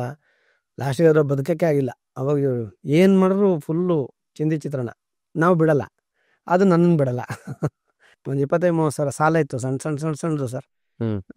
ಇವ್ರಿಗೆ ಒಂದು 2,000, ಇವ್ರಿಗೊಂದು 3,000, ಇವ್ರಿಗೊಂದು 5,000. ಒಂದು ಗ್ರೈಂಡರ್ ತೊಗೊಂಡಿದ್ದೆ, ಅದೆಲ್ಲ ಬ್ಯಾಲೆನ್ಸ್ಗಳು ಒಂದು ₹28,000 ಸರ್. ನಾನೇನೋ ಮಾಡ್ತೀನಿ, ವಾಪಸ್ ಹೋಗುತ್ತೆ. ಏನು ಮಾಡಿದ್ರು ಪಿಕಪ್ ತೊಗೊಳಕ್ಕಲ್ಲ. ಐಟಮ್ ಮಾಡ್ತೀನಿ, ಪ್ರಾಡಕ್ಟೇ ಹಾಳಾಗುತ್ತೆ. ಅಷ್ಟು ವರ್ಷ ನಾನು ಹೋಳಿಗೆ ಮಾಡಿರ್ತೀನಿ, ಹೂರ್ಣೆಲ್ಲ ಕಲ್ತರಾಗಿರುತ್ತೆ. ಏನು ಮಾಡಿದ್ರು ಮೇಲಕ್ಕೆ ಬರೋಕ್ಕಾಗಿಲ್ಲ. ಲಾಸ್ಟಿಗೆ ಎದುರುಗಡೆ ಅಂಗಡಿಯವ್ನು ಪಾಪ ಸ್ವಲ್ಪ ಸಾಲ ಕೊಟ್ಟಿದ್ದೆ, ₹2,000 ರೇಷನ್ ಅಂಗಡಿಯವ್ನು. ಅವನು ನೀನು ಇಲ್ಲಿ ಬರಲೇಬೇಡ, ನನಗೆ ಆರ್ಡ್ರ್ ಇತ್ತು, ಮಾಡೋಕ್ಕೆ ಕಾಸಿರ್ತಿಲ್ಲ, ಹೊಡ್ತಾ ಏಟು ಏನು ಮಾಡ್ರು ಲಾಸು. ಮತ್ತು ಮನೆ ಸಹ ಬಂಡವಾಳಕ್ಕೆ ದುಡ್ಡು ಇರ್ತದೆ, ಅವ್ರು ವೆಯ್ಟು ಮಾಡಲ್ಲ, ತಪ್ಪೇನಿಲ್ಲ, ಅವ್ರ ಪಾಪ ಅವ್ರು ನಾವು ಕೊಡಬೇಕು. ಆ ಥರ ಸೊಲ್ಯೂಷನ್. ಎಲ್ಲೋ ಅಲ್ಲಿ ಒಂದು ₹200 ₹300 ಕಿತ್ಬಿಟ್ಟು ಚಿಪ್ಸು ಚೋಚು ಹಾಕೊತೀನಿ. ಸಾಯಂಕಾಲ ಯಾರೋ ಬಂದು ಕೂತ್ಕೊಂಡು ಗಲ್ಲದ ಎತ್ಕೊಂಡು ಬರ್ತಾನೆ. ಲಾಸ್ಟಿಗೆ ಆ ಕಡೆನೂ ಇಲ್ಲ, ಈ ಕಡೆನೂ ಇಲ್ಲ, ಯಾವ ಕಡೆ ಇಲ್ಲ. ಲಾಸ್ಟಿಗೆ ಒಂದು TVS ಇತ್ತು, ಹಂಗೂ ಹಿಂಗೂ ಚೂರು ಪಾರು ಓಡಾಡ್ಕೊಂಡು ಏನೋ ಮಾಡ್ತಾಯಿದ್ದೆ. ಆ TVS ನಮ್ಮವರೊಬ್ಬರು ಎತ್ಕೊಂಡು ಹೋಗ್ಬಿಟ್ರು. 2,000 ಕೊಡ್ಬೇಕಾಯ್ತು ಅವ್ರಿಗೆ. ಅವರು ತುಂಬ ಆತ್ಮೀಯರು, ಎತ್ಕೊಂಡೋದು. ಸರಿ, ಒಂದು ಆವತ್ತು ಫುಲ್ ಖಾಲಿ ಸರ್. ಒಂದು ಆಮಂತ್ರಣ ಹೋಟ್ಲ್ ಅಂತಿತ್ತು, BTM ಲೇಟರ್. ಅಲ್ಲಿಗೆ ಒಂದು ಸ್ವಲ್ಪ ಹೋಳಿಗೆ ಕೊಟ್ಟಿದ್ದೆ. ಅವ್ರದ್ದು ₹230 ಕಾಸು ಬರ್ಬೇಕಾಯ್ತು. ಸರಿ, ಅಲ್ಲಿಗೆ ಹೋದ್ರೆ ನನಗೆ ಇವತ್ತು ಊಟಕ್ಕೆ ಕಾಸಿದೆ ಅಂದ್ಬಿಟ್ಟು ಅಲ್ಲಿಗೆ ಹೋದ್ರೆ ನನ್ನ ಜೊತೆ ಒಬ್ಬ ಹುಡುಗ ಇದ್ದ, ಅವನು ಎತ್ಕೊಂಡು ಹೋಗ್ಬಿಟ್ಟು ಮೊದಲಿನ ದಿವಸ ಹೋಗ್ಬಿಟ್ಟು ಭಾಸ್ಕರಣ್ಣ ಹೇಳೋಣ ಅಂತ ಅದನ್ನೇ ಎತ್ಕೊಂಡು ಹೋಗಿ. ಅವ್ರು ಫುಲ್ ಅಪ್ಸೆಟ್ ಆಯ್ತು ಸರ್. ಹೊಟ್ಟೆ ಸಾಯಂಕಾಲ 5-5:30 ಸಿಕ್ಕಾಬಿಡ ಒಂದು ರೌಂಡ್ ರಿಪೀಟಲ್ಲಿ ಹೋಗ್ಬಿಟ್ಟೆ. ಅಲ್ಲಿಂದ BTM ಸರಕ್ಕಿಂದ ನಡ್ಕೊಂಡು ನಮ್ಮ ನೆಡ್ಕಲಪ್ಪ ಸರ್ಕಲ್ ಇವಾಗ ಅಂಗಡಿ ಇದೆ, ಅಲ್ಲೇ ಒಂದು ಗಣಪತಿ ಇದೆ ಸರ್. ಸಾಯಂಕಾಲ ಒಂದು 5:30 ದೀಪ ಹಚ್ಚಿದ್ರು, ಊದ್ಬತ್ತಿ ಎಲ್ಲ ಹಚ್ಚಿ ಇಟ್ಟಿದ್ರು. ಅಲ್ಲಿ ಬಂದು ನಿಂತಿದ್ದೀನಿ, ಫುಲ್ ಅಳ್ತಾ ಇದೀನಿ. ಯಾವ ಕಡೆ ಹೋಗೋದಂತ ಗೊತ್ತಿಲ್ಲ. 25,000 ಸಾಲ, ಏನು ಮಾಡ್ರು ಓಡೋಗಲ್ಲ ಇಷ್ಟ ಕೊಡಬೇಕು, ಕೊಡೋಕ್ಕಾಗ್ತಿಲ್ಲ. ಏನು ಮಾಡ್ರು ದೇವ್ರು ನೋಡಿದ ತಕ್ಷಣ ನನಗೆ ಗೊತ್ತಿಲ್ಲ, ಅಳ್ತಾ ನಿಂತ್ಕೊಂಡಿದ್ದೆ. ಯೋಚನೆ ಏನಿಲ್ಲ, ಬ್ಲ್ಯಾಂಕ್. ಅದಿಂದ್ಗಡೆ ಒಬ್ರು ಬಂದು ಮಂಜಣ್ಣ ಅಂತ ಅವ್ರು ಬಂದು ಹಿಂಗೆ ಮುಟ್ತಾರೆ. ಅವ್ರು ನಾನು ನೋಡಿದ್ದಾರೆ, ಸ್ವಲ್ಪ ಚೆನ್ನಾಗಿ TVS ಎಲ್ಲ ತೊಗೊಂಡು ಓಡಾಡಿದೆಲ್ಲ ನೋಡಿದೆ. ನಿಮಗೆ ನಾಚಿಕೆ ಅಲ್ವೇನ್ರಿ, ಇಲ್ಲ ಒಂದು ರೋಡಲ್ಲಿ ಅಳ್ತಾ ಇದ್ದೀರ ಅಂತ ಬೈದರು. ಇಲ್ಲ ಲೈಫೇ ಇದಾಗಿದೆ, ಏನು ಮಾಡೋದು ಗೊತ್ತಾಗ್ತಿಲ್ಲ, ಮುಂದಕ್ಕೆ ಹೋಗೋಕ್ಕಾಗ್ತಿಲ್ಲ, ಹಿಂದಕ್ಕೆ ಹೋಗೋಕ್ಕಾಗ್ತಿಲ್ಲ, ಸೆಂಟ್ರಲ್ ತಗ್ಲಾಕೊಂಬಿಟ್ಟಿನಿ. ಹೋಗ್ರಿ ಅಂದ್ಬಿಟ್ಟು ಬೈತಾರೆ. ನಾನು ತಿರುಗಿಬಿಟ್ಟು ಅದೇ ಏನೋ ಗೊತ್ತಾ, ಹೋಗ್ರಿ ಅಂತ ಬೈದರು. ನಾನು ತಿರುಗಿ ಸೀದಾ ಅಂಗಡಿ ಹತ್ರ ಬರ್ತೀನಿ. ಮ್ಯಾಟ್ರ್ ಚೇಂಜ್ ಸರ್, ಲೈಫ್ ಇಲ್ಲಿ ಬಂದು ಕೂತಿದೆ. ಹಿಂಗೆ ಚೇಂಜ್ ಸರ್. ಅಲ್ಲಿಂದ ಏನೇನು ಅಲ್ಲಿ ನೋಡಿ ವಾಪಸ್ ಹೋದ್ರೆ ನಂಗೊಬ್ರು ಕಾಯಿ ಕೊಡ್ತಾರೆ, ಒಬ್ರು ಲೇಡಿ. ಅವ್ರಿಗೂ ಒಂದು 300-400 ರೂಪಾಯಿ ನಾನು ಕೊಡ್ಬೇಕು, ಆಯ್ತಾ. ಆ 300 200 ರೂಪಾಯಿನೇನು ಈ ನಮ್ಮಲ್ಲ ಹುಡುಗ ಕೆಲಸ ಮಾಡ್ತಾ ಇದ್ದ. ಅವ್ನು ಹೋಗ್ಬಿಟ್ಟು ಅವ್ರಿಗೆ ಹೇಳಿದ್ದ, ಭಾಸ್ಕರಣ್ಣ ಹೋಳಿಗೆ ಮಾಡೋಕೆ ಕಾಸಿಲ್ಲ, ಆರ್ಡ್ರ್ ಇದೆ ಅಕ್ಕ, ನೀವು ವಹಿಸ್ಕೊಳ್ಳಿ, ತೊಗೊಳ್ಳಿ, ನೀವು ಫ್ಯಾಕ್ಟ್ರಿ ನೀವು ತೊಗೊಳ್ಳಿ, ಅವ್ರ ಹತ್ರ ಆಗ್ತಾ ಇಲ್ಲ ಮಾಡೋಕ್ಕೆ, ನೋಡಿ ನೀವು ಟ್ರೈ ಮಾಡಿ. ಅವಾಗ ಒಂದು 10-15 ರೂಪಾಯಿ ಬಂಡವಾಳ ಶುರು ಮಾಡ್ಬಿಡೋದು.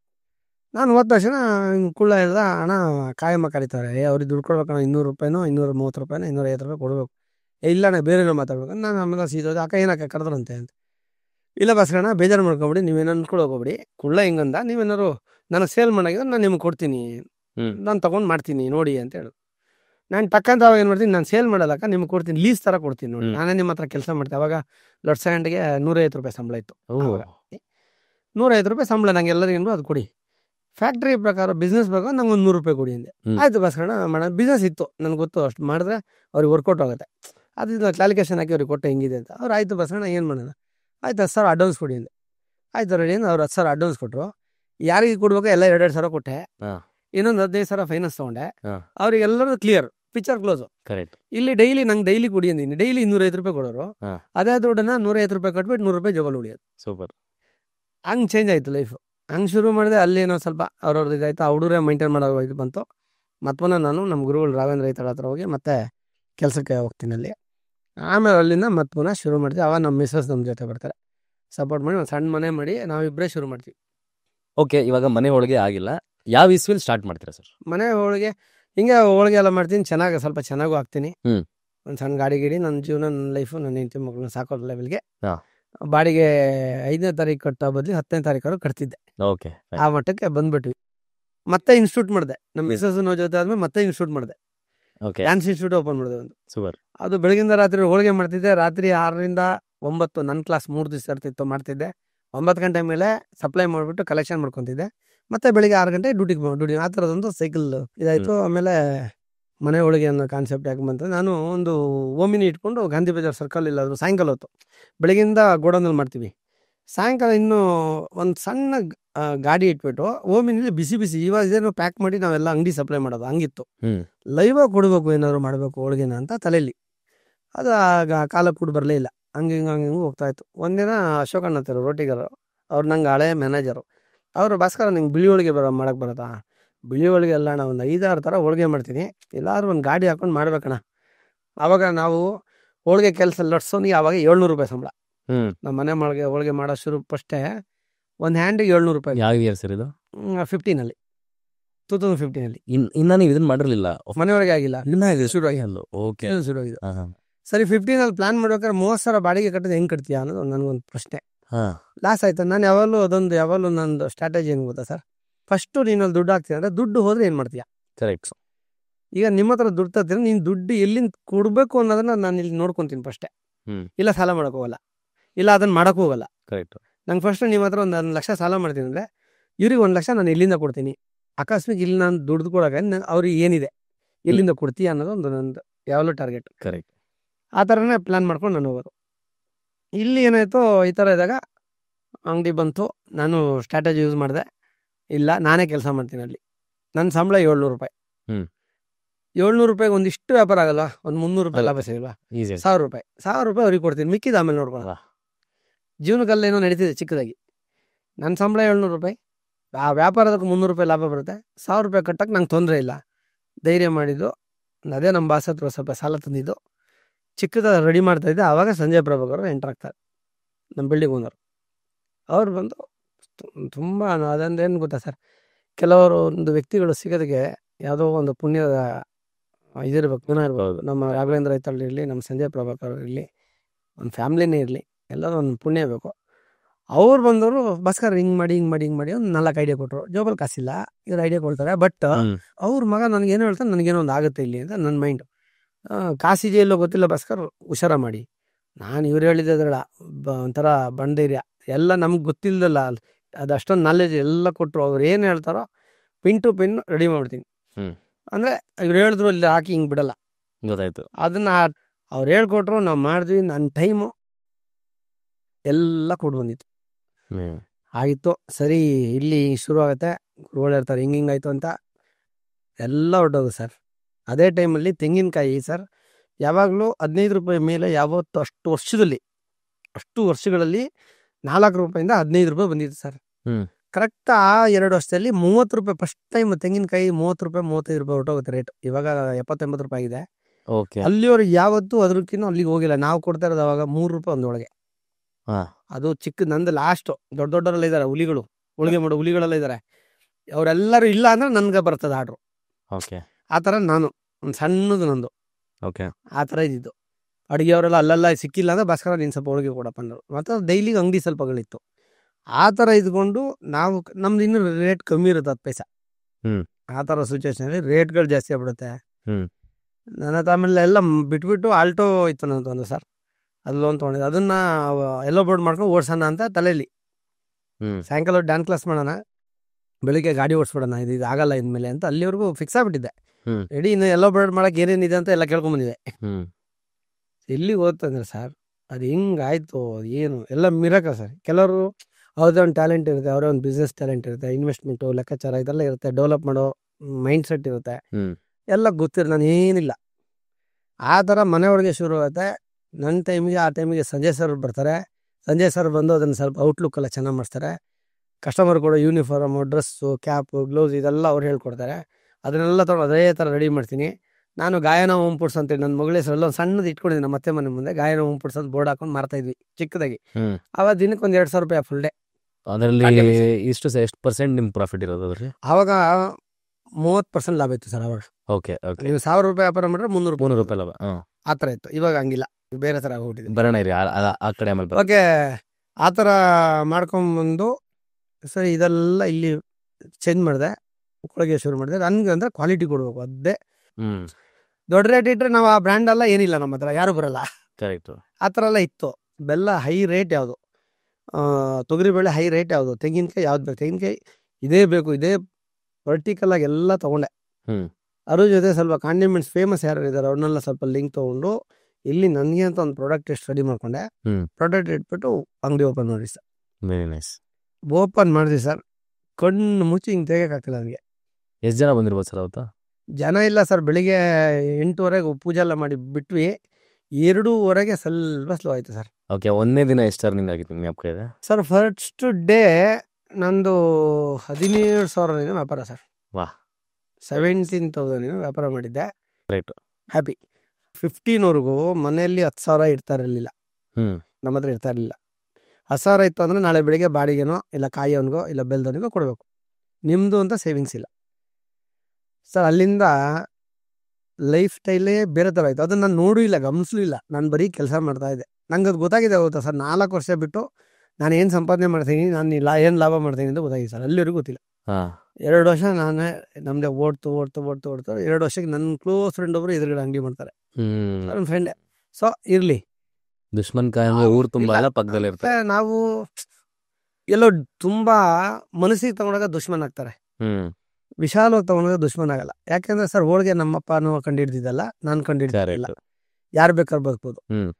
ಹೋಳಿಗೆ ಇವ್ರು ಯಾರು ಮಾಡಬಾರ್ದು ಅಂತ ಹೇಳೋದು ಅದು ನಾನು ನಮಗೂ ಬರುತ್ತೆ ಕೋಪ, ಏನಪ್ಪ ಅನ್ನೋದು. ಆಮೇಲೆ ನಾನು ಸ್ವಲ್ಪ ದೇವ್ರ ನಂಬೋದ್ರಿಂದ ನಾನು ಇವಾಗ ಏನು ಹೇಳ್ತೀನಿ ನಿಮಗೆ, ದೇವ್ರು ಕರ್ಕೊಂಬಂದ ಸರ್ ಇಲ್ಲಿಗೆ.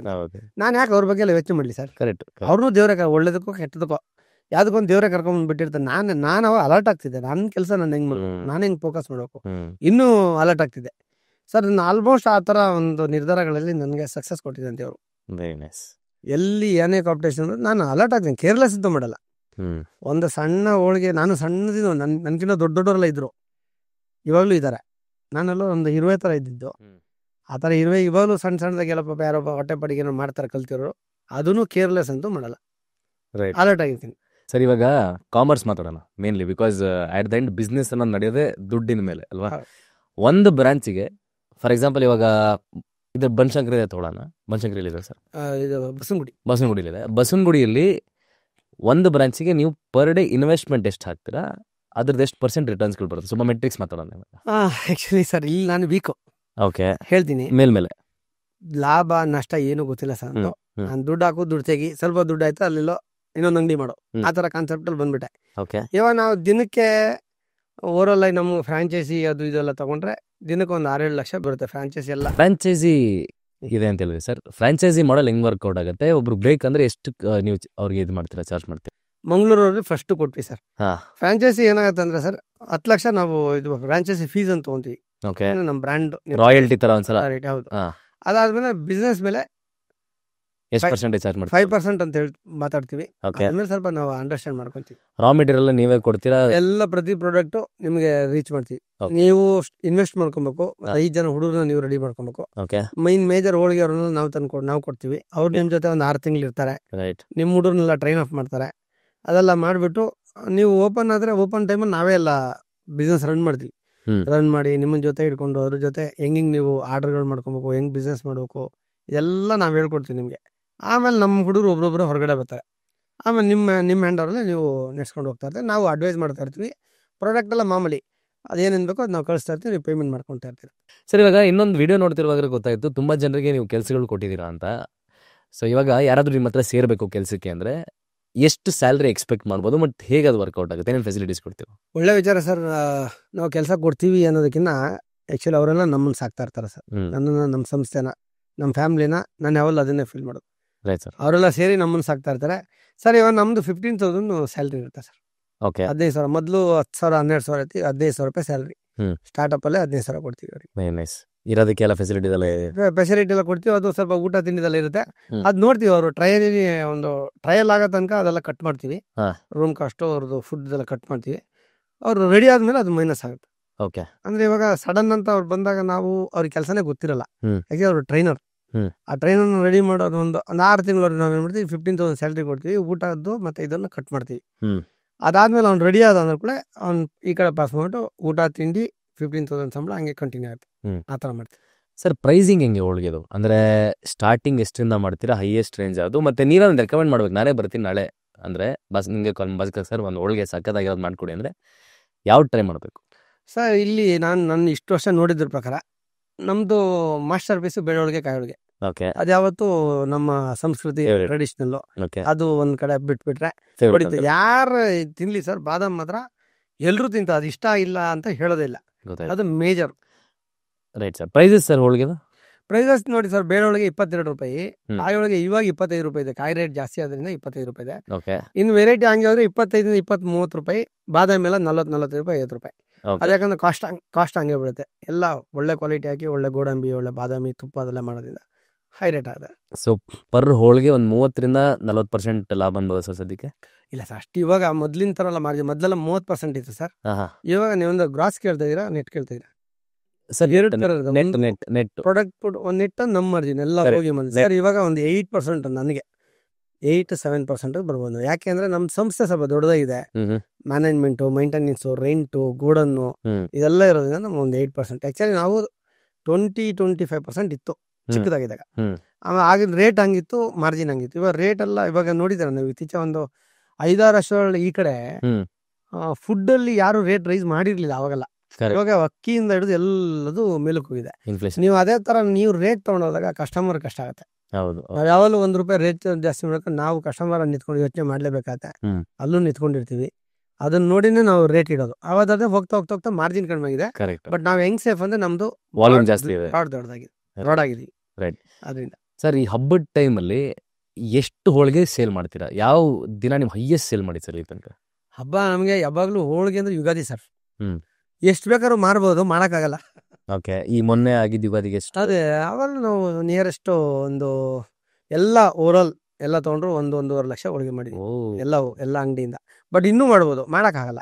ಓಕೆ ಯಾಕಂದ್ರೆ ನೀವು ಫ್ರೆಶ್ ಆಗಿ ಕೊಡ್ಬೇಕು. ಹಾ. ನೀವು ಒಂದು ವಾರದಲ್ಲಿ ಇಟ್ಕೊಡಕ್ಕಾಗಲ್ಲ, ಕರೆಕ್ಟ್ ಫ್ರೆಶ್ ಆಗೇ ಕೊಡಬೇಕು, ಫ್ರೆಶ್ ಆಗೇ ಮಾಡಬೇಕು. ಕರೆಕ್ಟ್ ಅದರಿಂದ ನಾವೇನು ಮಾಡ್ತೀವಿ, ಕಸ್ಟಮರ್ಗೆ ರಿಕ್ವೆಸ್ಟ್ ಮಾಡ್ತೀವಿ, ಅಲ್ಲಿ ಫೈಲೂರ್ ಆದ್ರೂ ಬರಲ್ಲ, ಕ್ವಾಲಿಟಿಲಿ ಫೈಲೂರ್ ಆಗೋದು ಬೇಡ ಅಂತ. ರೈಟ್ ಇಷ್ಟೇ ಮೈಂಟೈನ್ ಮಾಡೋದು, ಅಷ್ಟು ಮಾಡ್ತೀವಿ. ಸರ್. ಅಂದ್ರೆ ಇವಾಗ ಡೈಲಿ ಸೇಲ್ಸ್ ಮಾತಾಡಿದ್ವಿ, ತಿಂಗಳಿಗೆ ಎಷ್ಟಾಗುತ್ತೆ ಮಾತಾಡಿದ್ವಿ, ಹಬ್ಬದ ಟೈಮಲ್ಲಿ ಎಷ್ಟು ಮಾತಾಡಿದ್ವಿ, ವರ್ಷ ಎಂಡ್ ಆದಾಗ ಆಡಿಟ್ ಮಾಡ್ತೀವಿ sir. What is the worth of Bhaskar ಮನೆ ಒಳಗೆ ಒಂದು ವರ್ಷಕ್ಕೆ ಟರ್ನ್ ಓವರ್ ಎಷ್ಟು ಬರುತ್ತೆ? ನಮ್ಗೆ ಇವಾಗ ಒಂದು ವರ್ಷಕ್ಕೆ ಸರ್ ನಾವು ನಿಯರ್ ಒಂದು 20-25 ಕೋಟಿ ರೀಚ್ ಆಗ್ತೀವಿ ಸರ್. ವಾಹ್, 25 crores ಸರ್. ನಿಯರ್ ಮೈ ಗಾಡ್. ಎಲ್ಲ ಸೇರಿ, ಎಲ್ಲ ಓವರಾಲ್ ನಮ್ಮ ಇಡೀ ಸಂಸ್ಥೆ ಬಾಂಬೆ ಎಲ್ಲ ತಗೊಂಡ್ರೆ Okay. ಹಾ. ಒಂದು 25 crore ರೀಚ್ ಆಗ್ತೀವಿ. ಸೊ ಒಂದು ಟೈಮಲ್ಲಿ ಫುಟ್ಪಾತಲ್ಲಿ ಕೂತು ಏನು ಮಾಡಲಿ ಗುರು ಜೀವನದಲ್ಲಿ ಅಂತ ಯೋಚನೆ ಮಾಡಿ ನೀವು ಸಾಲ ಮಾಡಿ ಇವತ್ತು 25 crores. ಮಾರ್ಕೆಟಿಂಗ್ ಕಡೆ ಬರ್ತೀನಿ. ಯಾವುದೇ ಬಿಸ್ನೆಸ್ಸು ಬ್ರ್ಯಾಂಡ್ ಆಗಬೇಕು ಅಂದರೆ ಫಸ್ಟು ನಿಮ್ಮದು ಪ್ರಾಡಕ್ಟ್ ಚೆನ್ನಾಗಿರಬೇಕು. ಎಷ್ಟೊಂದು ಪ್ರಾಡಕ್ಟ್ಸ್ಗಳು ಬ್ರ್ಯಾಂಡ್ ಆಗಿರೋದು ಮಾರ್ಕೆಟಿಂಗಿಂದ. ಇವಾಗಿನ ಕಾಲದಲ್ಲಿ ಸೋಷಿಯಲ್ ಮೀಡಿಯಾ ಮಾಡ್ತಾರೆ, SEO ಅಂತ ಮಾಡ್ತಾರೆ, ಡಿಜಿಟಲ್ ಮೀಡಿಯಾ ಮಾರ್ಕೆಟಿಂಗ್ ಮಾಡ್ತಾರೆ, ಅಡ್ವರ್ಟೈಸಿಂಗ್ ಮಾಡ್ತಾರೆ, TV ರೇಡಿಯೋ ಎಲ್ಲ ಮಾಡ್ತಾರೆ ಸರ್. ಭಾಸ್ಕರ್ ಮನೆ ಒಳಗೆ ಯಾವ ಥರ ಮಾರ್ಕೆಟಿಂಗ್ ಸ್ಟ್ರಾಟಜೀಸ್ ಯೂಸ್ ಮಾಡಿದ್ದೀರಾ ಸ್ಪೆಷಲಾಗಿ? ಮಾರ್ಕೆಟಿಂಗ್ ಹೆಂಗಾತಂದ್ರೆ ಸರ್, ನಾವು ಇತ್ತೀಚೆಗೆ ಒಂದು ಕಾನ್ಸೆಪ್ಟ್ ₹1 ಒಂದು ಹೋಳಿಗೆ ಕೊಡೋದು ನಂಗೆ ಅದು ತುಂಬ ಪ್ಲಸ್ ಪಾಯಿಂಟ್ ಆಯಿತು. ಅದು ನಮ್ಮ ಸಂಜಯ್ ಸರ್ ಅದನ್ನು ಹೇಳ್ಕೊಟ್ಟಿದ್ದು, ₹1 ಒಂದು ಹೋಳಿಗೆ ಕೊಡ್ತೀರಾ ಅಂತ. ಓಕೆ. ಹೆಂಗಪ್ಪ ಕೊಡೋದು, ಫ್ರೀ ಅಂದರೆ ಹಂಗೆ ಭಾಸ್ಕರ್ ಬೇಡ ಬಿಡಿ, ನಾನು ಸುಮ್ಮನೆ ಹೇಳಿದೆ ಅಂದ್ರೆ ಅವರು. ಹಾಂ. ನಾನು 2 ದಿನ ನಿದ್ದೆ ಮಾಡಿಬಿಟ್ಟು ಯೋಚನೆ ಮಾಡಿ, ಇಲ್ಲ ಸರ್ ನಾನು ಮಾಡ್ತೀನಿ ಅಂತ. ಓಕೆ. ಜಯನಗರ ಅಂಗಡಿ ಓಪನಿಂಗ್ ಅದು ಅಲ್ಲಿ ಸ್ಟ್ರಾಟಜಿ ಓಪನ್ ಮಾಡಿದ್ದು. ಅದಾದಮೇಲೆ ಜಯನಗರದಲ್ಲಿ ಮುರಳಿ ಸರ್ ಶೋ ನಡೀತದೆ, ಅಲ್ಲೊಂದು ಪಬ್ಲಿಸಿಟಿ, ಪಾಪ ಅವರು ನಂಗೆ ಸಪೋರ್ಟ್ ಮಾಡ್ತಾರೆ ಸರ್. ಒಂದೊಂದು ಔಟ್ಲೆಟಲ್ಲಿ ಅವರು ನನಗೆ ಎಷ್ಟಾಗಿ ಕಳಿಸ್ತಾ ಇದೆ. ಅವ್ರು ಅಲ್ಲಿಂದ ಭಾಸ್ಕರ್ ಹತ್ರ ಹೋಳಿಗೆ ಮಾಡ್ಸೋರು, ಬನ್ರಿ ನಾನು ಬರ್ತೀನಿ ನೀವು ಬನ್ರಿ ಅನ್ನೋರು. ಜನ ಕಿಕ್ಕರ್ಕೊಂಬರೋರು ಸರ್. ಓಕೆ. ಅದೇ ಪ್ರಚಾರ ಸರ್ ನಂದು. ₹1 ಹೋಳಿಗೆ ಸಾಧಾರಣ 3,000-4,000 ಹೋಳಿಗೆ ಕೊಡ್ತಾ ಇದ್ವಿ. ಭಯನೇ ಬೀಳ್ತಾ ಇರಲಿಲ್ಲ, ಪ್ರಿಪೇರ್ ಆಗ್ಬಿಡ್ತಿದ್ದೆ. ಡೋರ್ ಹೊಡಿಯೋರು ಸರ್, ಹೋಳಿಗೆ ರೆಡಿ ಇಲ್ಲ, ನಂಗೆ ಗೊತ್ತಿಲ್ಲ ಇಷ್ಟೊಂದು ಜನ ಬರ್ತಾವ ಅಂತ. ಜಯನಗರದಲ್ಲಿ ನಮ್ಮ ಹುಡುಗರು, ನಾನು ಅಲ್ಲಿ ಇರ್ತಾ ಇರಲಿಲ್ಲ, ನಾನು ಇದ್ರೆ ಜಾಸ್ತಿ ನಮ್ಮ ಟಿವಿಲೆಲ್ಲ ಮುಖ ನೋಡ್ಬಿಟ್ಟಿದ್ದಾರೆ. ಅದು ರಿಸ್ಕ್ ಆದ್ರೆ ಅವ್ರು ಹುಡುಗರು, ಅಣ್ಣ ನಾವು ಇಲ್ಲಿ ಇರ್ಬೋದಾ ಹೊಡೆದ ಕೇಳ್ತಾರೆ. ಯಾಕೆ ಜನ ಬಂದು ನಿಂತ್ಕೊಂಡು ಡೋರ್ ಹೊಡಿತಾರಣ್ಣ, ನಾವು ಇಲ್ಲಿ ಮಾಡೋಕ್ಕಾಯ್ತಿಲ್ಲ. ಆಮೇಲೆ ಸಡನ್ ಪಟ್ಟ ಏನು ಮಾಡಿದ್ರೆ 5 ಗಂಟೆ ಮೇಲೆ ಅಂತ ಒಂದು ಬ್ಯಾನರ್ ಅನ್ಸ್ಬಿಟ್ರಿ ಸರ್. ಅಲ್ಲೇ ಕೂತಿದ್ರು ಸರ್ ಸುಮಾರು ಜನ, ಸಾಯಂಕಾಲ 5 ಗಂಟೆ ಎಲ್ಲೆಲ್ಲಿಂದ ಬಂದಿದ್ದಾರೆ ಪಾಪ. ಫೋನ್ ಅಷ್ಟು ಇರಲಿಲ್ಲ ಸರ್ ಅವಾಗ, ಇದ್ದಿದ್ರೆ ನಿಮ್ದು ಸೆಲ್ಫಿಗಳಿಗೆ ಸಿಕ್ಕಾಪಟ್ಟೆ ಏನಿಲ್ಲ. ಕಡೆಗೆ ಅದನ್ನ ನನಗೆ ₹1 ಹೋಳಿಗೆ ಇದಿಲ್ಲ ಸರ್, ಭೂಮತ ಒಂದು. ನಾನು ಯಾರೊಬ್ರು ಪತ್ರಕರ್ತರು ಫೋನ್ ಮಾಡ್ತಾರೆ, ಏನಪ್ಪ ನಿಂಗೆ ಬುದ್ಧಿ ಬೇಡವಾ, ನಿನಗೆ ಅಟ್ಲೀಸ್ಟ್ ಒಂದು ₹5 ಕೊಡೋದಪ್ಪ, ನೀನು ಬದುಕ್ತೀಯ ಅಂತ ಹೇಳಿದ್ರು. ಪತ್ರಕರ್ತರು ಫೋನ್ ಮಾಡಿ ನನಗೆ ಅಸಲು ನಾವು ಏನೂ ಇಲ್ಲ, ಅವ್ರು ನಾನು ಪತ್ರಕರ್ತ ಇರ್ತಾರಪ್ಪ, ನಿಂಗೆ ಸ್ವಲ್ಪನಾದ್ರು ಬುದ್ಧಿ ಬೇಡೋನಪ್ಪ, ಜನ ನಿಮ್ಮ ಫ್ರೀ ಕೊಟ್ಟರೆ ಎಷ್ಟು ಬೇಕಾದ್ರೂ ತೊಗೊತಾರೆ ಅಂತ ಒಂದು ನಿಂದು ಇದೇನು ಅಟ್ಲೀಸ್ಟ್ ಅಸಲಾರು ನೋಡ್ಬೇಕಲ್ವ ನೀನು ಅಂತ ಮಾತಾಡೋದು. ಆ್ಯಕ್ಚುಲಿ ನನ್ನ ನಿಜವಾದ ಸ್ಟ್ರಾಟಜಿ ಏನಿತ್ತು ಅಂದರೆ ಸರ್, ನಾವು ಒಂದು ಅಂಗಡಿ ಮಾಡ್ಬೇಕಾದ್ರೆ ಇವಾಗ ನಿಯರೆಸ್ಟ್ ಒಂದಿಷ್ಟು ಲಕ್ಷಗಳು ಖರ್ಚಾಗ್ತದೆ. ಅಡ್ವಾನ್ಸು, ಅಂಗಡಿ, ಲುಕ್ಕು ಗಿಕ್ಕು ಇಷ್ಟೆಲ್ಲ ಖರ್ಚು ಮಾಡೋದ್ರಲ್ಲಿ ಯಾರು ಬೇಕು ನಮಗೆ? ನಮ್ಮ ಗ್ರಾಹಕರು ಬೇಕು. ಹೌದು, ಓಕೆನಾ? ಅಷ್ಟು ಖರ್ಚು ಮಾಡ್ಬೇಕಾದ್ರೆ ಒಂದು ದಿವಸ ಒಂದು ಸಿಹಿ ಊಟ, ಸಿಹಿ ಕೊಡೋದು ಒಂದು ಒಳ್ಳೇದು, ಅದು ದೇವ್ರ ಆಶೀರ್ವಾದ. ಸಿಹಿ ಕೊಡೋದು ನಾನು ಎಲ್ಲೋ ಏನೋ ಕೊಡ್ತಾ ಇದೀನಿ ಗಿರಾಕಿ ಆ ಥರ ಅಲ್ಲ ಸರ್. ಆ್ಯಕ್ಚುಲಿ ನನ್ನ ಸ್ಟ್ರಾಟಜಿ ಫ್ರೀ ಕೊಡ್ಬೇಕು, ಸಿಹಿ ತಿನ್ನಿಸ್ಬೇಕು. ನಮ್ಮ ಗ್ರಾಹಕರಿಗೆ ಮೊದಲೊಂದು ಸಿಹಿ ತಿನ್ಸಾರ, ಅವ್ರು ಒಪ್ಕೊಂಡ್ರು ಅಂದರೆ ನಮಗೆ ನಮ್ಮ ಲೈಫು, ನಮ್ಮ ಜೀವನ, ನಮ್ಮ ಹಿಂದ್ಗಡೆ ಎಲ್ಲರೂ ಬದುಕ್ಬೋದು. ಈ ಅಂಗಡಿಗೆ ಎಷ್ಟು ಖರ್ಚು ಮಾಡಿದೆ, ಅದೇ ಅವ್ರು ಬರಲಿಲ್ಲ, ಅಂಗಡಿ ಬಂದ್ ಮಾಡ್ಕೊಂಡು ಮನೆಗೆ ಹೋಗ್ಬೇಕು, ಲಕ್ಷಾಂತರ ರೂಪಾಯಿ ನಿಮ್ದು ವೇಸ್ಟ್. ಕರೆಕ್ಟ್ ಅಲ್ಲ ಸರ್? ಆ ಥರದ ಒಂದು ದಿವಸದ ಹೋಳಿಗೆ ನಾವು ಕೊಟ್ರೆ ಏನಾಗುತ್ತೆ? ಆ ಒಂದು ಸ್ಟ್ರಾಟಜಿ ಧೈರ್ಯ ಮಾಡಿದ್ದು, ಅದು ಎಲ್ಲ ಒಂದ್ ಕಡೆ ಪ್ಲಸ್ ಆಯ್ತು. So Instagram marketing, YouTube marketing ಎಲ್ಲ ಏನು ಮಾಡಲ್ಲ ನೀವು? ಕಮ್ಮಿ ಸರ್, ಸ್ವಲ್ಪ ಅವರೇ ಬರೋರು ಒಂದಿಷ್ಟು ಮಾಡ್ಕೊಡ್ದೆ ಪಾಪ. ಯಾರೋ ಹುಡುಗರುಗಳು ಸರ್ ನನ್ನ ಚಾನಲ್ ಚಿಕ್ಕದ ಮಾಡ್ಕೊಂಡು ಆಯ್ತು ಮಾಡ್ಕೊಳ್ಳಿ ಅಂತಿದ್ದಾರೆ. Okay sir. ಇವಾಗ ಭಾಸ್ಕರ್ ಮನೆಯೊಳಗೆ ಬರೀ ನೀವು ಮಾತ್ರ ಅಲ್ಲ, ದೊಡ್ಡ ಟೀಮ್ ಇದೆ. ಯಾಕಂದ್ರೆ ನಿಮಗೆ ಕಾಲ್ ಮಾಡಿದಾಗ ನಿಮ್ಮ ಮ್ಯಾನೇಜರ್ ಪಿಕ್ ಮಾಡಿದ್ರು. ಸೊ ಈ ಥರ ನಿಮ್ಮ ಕೋರ್ ಟೀಮಲ್ಲಿ ಯಾರು ಇದ್ದಾರೆ ಸರ್? ನಾವಿವಾಗ ಸರ್ ನಾವು ಸಾಧಾರಣ ಒಂದು ನನ್ನ ಎಂಡ್ ಅವರಲ್ಲಿ ನಾವೇ ಒಂದು 200 ಜನ ಇದ್ದೀವಿ ಸರ್. ಹತ್ರ 200 ಜನ ನಾವೇ ಒಂದಿಷ್ಟು ಇದು ಮಾಡ್ತಾ ಇರ್ತೀವಿ. ಟೀಮ್ ಅನ್ನೋಕ್ಕಿಂತ ನನ್ನ ಸ್ನೇಹಿತರು ಅಂತೀನಿ ಸರ್. ಯಾಕಂದರೆ ಪ್ರತಿಯೊಬ್ಬರು ಪ್ರೀತಿಯಿಂದ ಜೊತೆಗಿದ್ದಾರೆ. ಯಾರು ಸರ್ ನಿಮ್ಮ ಥರ ಓದಿರೋ ಹುಡುಗರುಗಳು ಇವಾಗ ತಾನೇ ಕನ್ಸು ನೋಡೋಕೆ ನನ್ನ ನೋಡ್ಬಿಟ್ಟು ಬಂದಿದ್ದಾರೆ, ಯಾವುದಾದ್ರು ಜಾಬೆಲ್ಲ ಬಿಟ್ಟು ಬಂದಿದ್ದಾರೆ. ಭಾಸ್ಕರ್ ಸರ್ ನಿಮ್ಮ ಜೊತೆ ಇರ್ತೀನೋ ಅಂತ. ಯಾವ ದುಡ್ಡು ನೋಡಿ ವ್ಯಕ್ತಿ ಅಂತ ಬಂದರು ಪಾಪ, ಅದನ್ನು ನಾವು ಯಾವತ್ತೂ ಹಾಳು ಮಾಡ್ಕೊಂಡ್ಬಂದ್ರು. ನನ್ನ ಜೊತೆ ಎಲ್ಲ ಸರ್ ನೀವು ನಂಬ್ತೀರ ಬಿಡ್ತೀವಿ, ಇವತ್ತು ಎಷ್ಟೋ ಕಡೆ ಕೆಲಸಕ್ಕೆ ಹುಡುಗರು ಸಿಗಲ್ಲ. ಹೌದು, ನಾನು 8 ಜನ ಹುಡುಗರು ಇಟ್ಕೊಂಡು ಮನೆ ಒಳಗೆ ಶುರು ಮಾಡಿದ್ದು. ಆ 8 ಜನ ಹುಡುಗರು ನನ್ನ ಜೊತೆ ಒಂದು 3-4 ಜನ 15 ವರ್ಷದಿಂದ ಜೊತೆ ಇದ್ರು. ಸರಿ, ನೀವು ಸ್ಟೋರಿ ಕೇಳ್ತಿರ್ಬೇಕಾದ್ರೆ ನಮಗೆ ಒಂದ್ಸಲ ಆ ವರ್ಷಗಳೆಲ್ಲ ಕಣ್ಮುಂದೆ ಪಾಸ್ ಆದಂಗಾಯ್ತು. ನೆಕ್ಸ್ಟ್ ಏನು ಸರ್, ಭಾಸ್ಕರ್ ಫಾರ್ಮ್ ಹೌಸಾ ಬೆಂಗಳೂರು ಆಚೆಗಡೆ? ಇಲ್ಲ ಸರ್, ಅದು ಇಷ್ಟ ಇಲ್ಲ ನನಗೆ. ಒಂದು ಒಳ್ಳೆ ಫ್ಯಾಕ್ಟ್ರಿ ಮಾಡ್ಬೇಕು ಸರ್. ಓಕೆ, ಅದು ಮೈನ್ ಕನಸು, ಅದು ದೊಡ್ಡ ಮಟ್ಟಕ್ಕಿದೆ. ಹಾಗೆ ಸರ್. ಆಮೇಲೆ ಈ ನಮ್ಮ ಹೋಳಿಗೆನ ವಿಶೇಷ ಹೊರಗಡೆ ಎಲ್ಲ ತೊಗೊಂಡೋಗ್ಬೇಕು. ಅಂದ್ರೆ ನಾನು ಯಾವಾಗಲೂ ಒಂದು ಹೇಳೋದು, ಪ್ರತಿ ನಮ್ಮ ಹುಡುಗರ ಜನ್ಮಕ್ಕೆ ನೀವು ಗಂಡಸಾದವನು ಯಾವತ್ತೂ ದುಡಿತಾ ಇರ್ಬೇಕು. ಹೌದು ಹೌದು. ಅದು ಅವ್ರ ಕರ್ತವ್ಯ. ಈಗ ಯಾರು ರಿಲಯನ್ಸ್ ಅಂಬಾನಿ ಅವರಾಗಿರ್ಲಿ, ಇಲ್ಲ ದೊಡ್ಡ ಅವ್ರು ಇವತ್ತಿಗೂ ದುಡಿತಾ ಇರ್ತಾರೆ. ಎಷ್ಟೋ ಇದೆ, ಮನೇಲಿ ಮಲಗಲ್ಲ. ಕರೆಕ್ಟ್. ನಾವು ದುಡ್ಡನ್ನ ನೋಡೋದ್ ಬೇಡ, ದುಡ್ಡು ಬೇಕು. ನೀನ್ ಕೆಲಸ ಮಾಡು, ನೀ ಎಷ್ಟು ಚೆನ್ನಾಗಿ ಕೆಲಸ ಮಾಡ್ತೀಯ ಅಷ್ಟು ಸಂಪಾದನೆ ತಾನೆ ಸರ್. ಕರೆಕ್ಟ್ ಅಲ್ವಾ? ನೀನ್ ಎಷ್ಟು ಚೆನ್ನಾಗಿ ಕೆಲಸ ಮಾಡಿ ಆರ್ಡರ್ ತರ್ತೀಯಾ, ಎಷ್ಟು ಚೆನ್ನಾಗಿ ಹೋಳಿಗೆ ಮಾಡ್ಕೊಡ್ತೀಯಾ, ಇಲ್ಲ ಎಷ್ಟು ಒಳ್ಳೆ ಕ್ವಾಲಿಟಿ ಕೊಡ್ತೀಯಾ, ಅದ್ರ ಮೇಲೆ ನಿಮ್ ಬಿಸ್ನೆಸ್ ನಡೆಯೋದು. ನೀನ್ ಯಾಕೆ ಅದನ್ನ ನೋಡ್ತೀಯಾ? ಕರೆಕ್ಟ್. ಇದ್ರ ಕಡೆ ಫೋಕಸ್ ಮಾಡು, ಅದ್ರ ಪಡೆ ಅದು ಬರುತ್ತೆ ಅಂತ. ರೈಟ್. ಅದೇ ಕಾನ್ಸೆಪ್ಟ್ ಅಲ್ಲಿ ನಾನು ಇವತ್ತಿಗೂ ಕೆಲಸ ಮಾಡ್ತಿರೋದು. ನಂಗೆ ಇರೋದು ಒಂದೇ ಸರ್, ಚಾಲೆಂಜಿಂಗ್ ಏನಂದ್ರೆ ನಾನು ಚೆನ್ನಾಗಿ ಈ ಬಿಸ್ನೆಸ್ನ, ಈ ಒಂದು ನಮ್ಮ ಸಂಸ್ಕೃತಿ, ಈ ಹೋಳಿಗೆನ, ಈ ಮನೆ ಹೋಳಿಗೆನ ಒಂದು ವರ್ಲ್ಡ್ ವೈಡ್ ತಗೊಂಡು ರೀಚ್ ಮಾಡಬೇಕು. ಅದು ಸ್ಟ್ಯಾಂಡರ್ಡ್ ನಡಿಬೇಕು, ಒಳ್ಳೆ ಪ್ರಾಡಕ್ಟ್, ಆ ಹೆಸರನ್ನ ಉಳಿಸ್ಕೊಂಡು ಹೋಗ್ಬೇಕು. ಸೂಪರ್ ಸರ್, ಆಗ್ಲಿ. ಯಾಕಂದ್ರೆ 12 ವರ್ಷ ಇದ್ದಾಗ ಬೆಂಗಳೂರಿಗೆ ಬಂದು ಈ ಮಟ್ಟಕ್ಕೆ ಒಬ್ರು ಬೆಳೀತಾರೆ ಅಂದ್ರೆ ನಮ್ಮಂತ ಯುವಕರಿಗೆ ಸ್ಫೂರ್ತಿ. ಕೊನೆಯದಾಗಿ ಸರ್, ನಮ್ಮ ಪಾಡ್ಕಾಸ್ಟ್ ಅಲ್ಲಿ ನಾವು ಯುವಕರಿಗೆ ಎಸ್ಪೆಷಲಿ ಹೇಳೋದು, ಅಥವಾ mid-30s mid-40s ಸಿಕ್ಕಾಪಟ್ಟೆ ಜನರಿಗೆ ಬಿಸ್ನೆಸ್ ಮಾಡ್ಬೇಕಂತ ಆಸೆ ಇರುತ್ತೆ. ಹೌದು. ಯಾವುದೋ ಕೆಲಸ ಸೇರ್ಕೊಂಡ್ಬಿಟ್ಟಿರ್ತಾರೆ, ಮಾಡೋಣ ಅಂತ ಆಗ್ತಿರಲ್ಲ, ಅಥವಾ ಗುರು ಏನೋ ಸಾಧನೆ ಮಾಡಬೇಕು ಅಂತ ಅನ್ಕೊಳ್ಳೋ ಪ್ರತಿಯೊಬ್ಬ ಯುವಕನಿಗೂ, ಕನ್ನಡಿಗನಿಗೂ ಏನ್ ಹೇಳಕ್ ಇಷ್ಟಪಡ್ತೀರಾ? ಏನೇ ಮಾಡ್ರು ಕೆಲಸ ಮಾಡ್ತಾ ಇರಿ. ನನ್ನ ಹೇಳೋದು, ಕೆಲಸ ಮಾಡ್ತೀರಿ, ಕರೆಕ್ಟಾಗಿ ಮಾಡೋಣ. ನಿಮ್ಮನ್ನ ಎಲ್ಲಿ ಹಂಗೆ ಯಾವ ಹೆಂಗಲ್ಲ ಕರ್ಕೊಂಡು ಹೋಗೋದು ಗೊತ್ತಿಲ್ಲ. ಬೇರೆ ಬೇರೆ ಯೋಚನೆ ಮಾಡಿ. ಬಿಸ್ನೆಸ್ ಮಾಡ್ತೀರಾ, ನೀವೊಂದು 10 ಲಕ್ಷ ಆಗ್ತೀರಂದ್ರೆ ನಾನು ಫಸ್ಟ್ ಥಿಂಕ್ ಮಾಡೋದು 10 ಲಕ್ಷ ನೀವು ಆಗಿ ಒಂದು ಮಾಡ್ತೀರಾ. 10 ಲಕ್ಷ ಹೋದ್ರೆ ಏನು ಅನ್ನೋದು ಫಸ್ಟ್ ರೆಡಿಯಾಗಿ. ಹೋದ್ಮೇಲೆ ಸತ್ತೋಗ್ಬಿಡ್ತೀನಿ, ಬದುಕಕ್ಕಾಗಲ್ಲ, ನಾನು ಹಿಂಗಾಗ್ಬಿಟ್ಟೆ, ಲಾಸ್ ಆಗ್ಬಿಟ್ಟೆ ಅನ್ನೋದು ಯೋಚನೆ ಮಾಡೋದು. ಬೇರೆಯವ್ರ ಹತ್ರ ನೀವು ಕೈ ಒಡ್ಡಕ್ಕೆ ಹೋಗೋ ಅವಶ್ಯಕತೆ ಇಲ್ಲ. ಮಾಡೋ ಮುಂಚೆನೆ 10 ಲಕ್ಷ ನಾನು ಹಾಕ್ತೀನಿ, ಅದಕ್ಕೆ ಬಿಸ್ನೆಸ್ ಮಾಡಕ್ಕೆ ನೀವು ಟಾರ್ಗೆಟ್ ಹಾಕೊಂಡು ಹಾಕ್ತೀರಾ. ಒಂದು 10 ಲಕ್ಷ ಇನ್ವೆಸ್ಟ್ ಮಾಡಿ, ನಾನು ಹಿಂಗೆ ಕೆಲಸ ಮಾಡ್ತೀನಿ, ಹಿಂಗೆ ನಂದು ಸಂಸ್ಥೆ ಏನೋ ಮಾಡ್ಕೊಂಡು ಹೋಗ್ತೀನಿ ಅನ್ನೋದಿರುತ್ತೆ. ನನಗೆ ರಿವರ್ಸ್ ನಾನು ಥಿಂಕ್ ಮಾಡಿ, ಈ 10 ಲಕ್ಷ ಹೋದ್ರೆ ನನ್ನ ಜೀವನಕ್ಕೆ ಎಷ್ಟು ಏಟ್ ಬೀಳುತ್ತೆ, ನಾನು ಎಲ್ಲಿ ನಾನು ಸುಧಾರಿಸ್ಕೊಬೋದು, ನಂಗೆ ಯಾವ ದಾರಿ ಇದೆ, ನಮ್ಮ ಮೈಂಡ್ ಫಿಕ್ಸ್ ಆಗ್ಬೇಕು ಸರ್. ಮೈನಸ್ ನಿಮ್ಗೆ ಯಾವ ತಲೆಯಲ್ಲಿ ಕೂರಿಸ್ಕೊಂಡು ಬಿಸ್ನೆಸ್ ಸ್ಟಾರ್ಟ್ ಮಾಡ್ತಾರೆ, ನೀವು ಬರೀ ಪ್ಲಸ್ಸೇ ಯೋಚನೆ ಮಾಡಿ. ಕರೆಕ್ಟ್. ಮೈನಸ್ ಯೋಚನೆ ಮಾಡೋ ಅವಶ್ಯಕತೆ ಇಲ್ಲ. ನೀವೆಲ್ಲೋ ದುಡ್ಡು ಹಾಕಿದ್ಮೇಲೆ ಮೈನಸ್ ಪ್ಲಸ್ ಯೋಚನೆ ಮಾಡ್ತಿದ್ರೆ ನಿಮ್ಗೆ ಗ್ರಿಪ್ ಸಿಗಲ್ಲ. ಕರೆಕ್ಟ್. ಮಾಡೋ ಮುಂಚೆನೆ ಫಸ್ಟ್ ಫುಲ್ ಬ್ಯಾಕಪ್ ಎಲ್ಲ ನೋಡ್ಕೊಳ್ಳಿ. ನಿಮ್ಮ ಮೈಂಡ್ ಮೆಂಟಲಿ ಸ್ಟ್ರಾಂಗ್, ನೀವೆಷ್ಟು ಸ್ಟ್ರಾಂಗ್ ಆಗಿದ್ದೀರಾ, ನಾನು ಎಲ್ಲಿದ್ರು ದುಡಿತೀನಿ, ಏನಾದ್ರೂ ಮಾಡಿ ದುಡಿತೀನಿ ಅನ್ನೋದು ನಮ್ಗೆ ಇರುತ್ತೆ. ಅದನ್ನ ನೋಡ್ಕೊಂಡು ಸ್ಟ್ಯಾಂಡ್ ಮಾಡಿದ್ಮೇಲೆ ಬಿಸ್ನೆಸ್ ಕೈ ಹಾಕಿ. ಬಟ್ ಒಂದೇ ಸರಿ ಒಳ್ಳೇದಾಗುತ್ತೆ ಅಂತ ಹೇಳೋಕ್ಕಾಗಲ್ಲ, ಒಳ್ಳೇದಾದ್ಮೇಲೂ ಕೆಟ್ಟದಾಗ್ಬೋದು, ಅದು ಹೇಳೋಕ್ಕಾಗಲ್ಲ. ಇಲ್ಲ ಫಸ್ಟಿಗೆ ಬಿದ್ದೋಗೋದು ಹೇಳೋಕ್ಕಾಗಲ್ಲ. ಪ್ರಯತ್ನ ಬಿಡಬೇಡಿ, ಪ್ರಯತ್ನ ಮಾಡ್ತೀರಿ. ಆಮೇಲೆ ಮಿಕ್ಕಿದ್ದು ಸರ್ ನಾನು ಹೇಳೋದು, ನಿಮ್ಮ ಮನೆ ಬರ ಯಾವ ಟೈಮಲ್ಲಿ ಏನಾಗಬೇಕು ಅದು ಆಗ್ತಾ ಇರುತ್ತೆ. ಒಳ್ಳೆ ಯೋಚನೆ ಮಾಡಿ, ಒಳ್ಳೆ ವಿಷಯನ ತಿಳ್ಕೊಂತೀರಿ, ಕೆಲಸ ಮಾಡ್ತೀರಿ, ಚಿಂತನೆಗಳು ಒಳ್ಳೇದಿಲ್ಲ, ಸುತ್ತಮುತ್ತ ಚೆನ್ನಾಗಿ ಇಟ್ಕೊಳ್ಳಿ. ಪರ್ಫೆಕ್ಟ್. ನಿಜವಾಗ ಕರ್ಕೊಂಡು ಹೋಗಿ ಸರ್. ಆಮೇಲೆ ಅವ್ರವ್ರ ಯೋಗ ಸರ್, ಅದು ನಾನು ಒಳಗೆ ಮಾಡ್ತೀನಿ. ನೀವು ಇನ್ನು ಚಿಕ್ಕ ಹುಡುಗ ಎಲ್ಲಿ ಬಂದು ಕೂತಿದ್ದೀರಾ, ಏನೋ ಒಂದು ಸಾಧನೆ ಮಾಡ್ತಾ ಇದ್ದೀರಾ, ನಾನು ಅದು ಮಾಡೋಕ್ಕಾಗಲ್ಲ. ಒಬ್ರೊಬ್ರಿಗೆ ಒಂದೊಂದು ಕ್ಯಾಟಗರಿ ಕೊಟ್ಟಿರ್ತಾನೆ.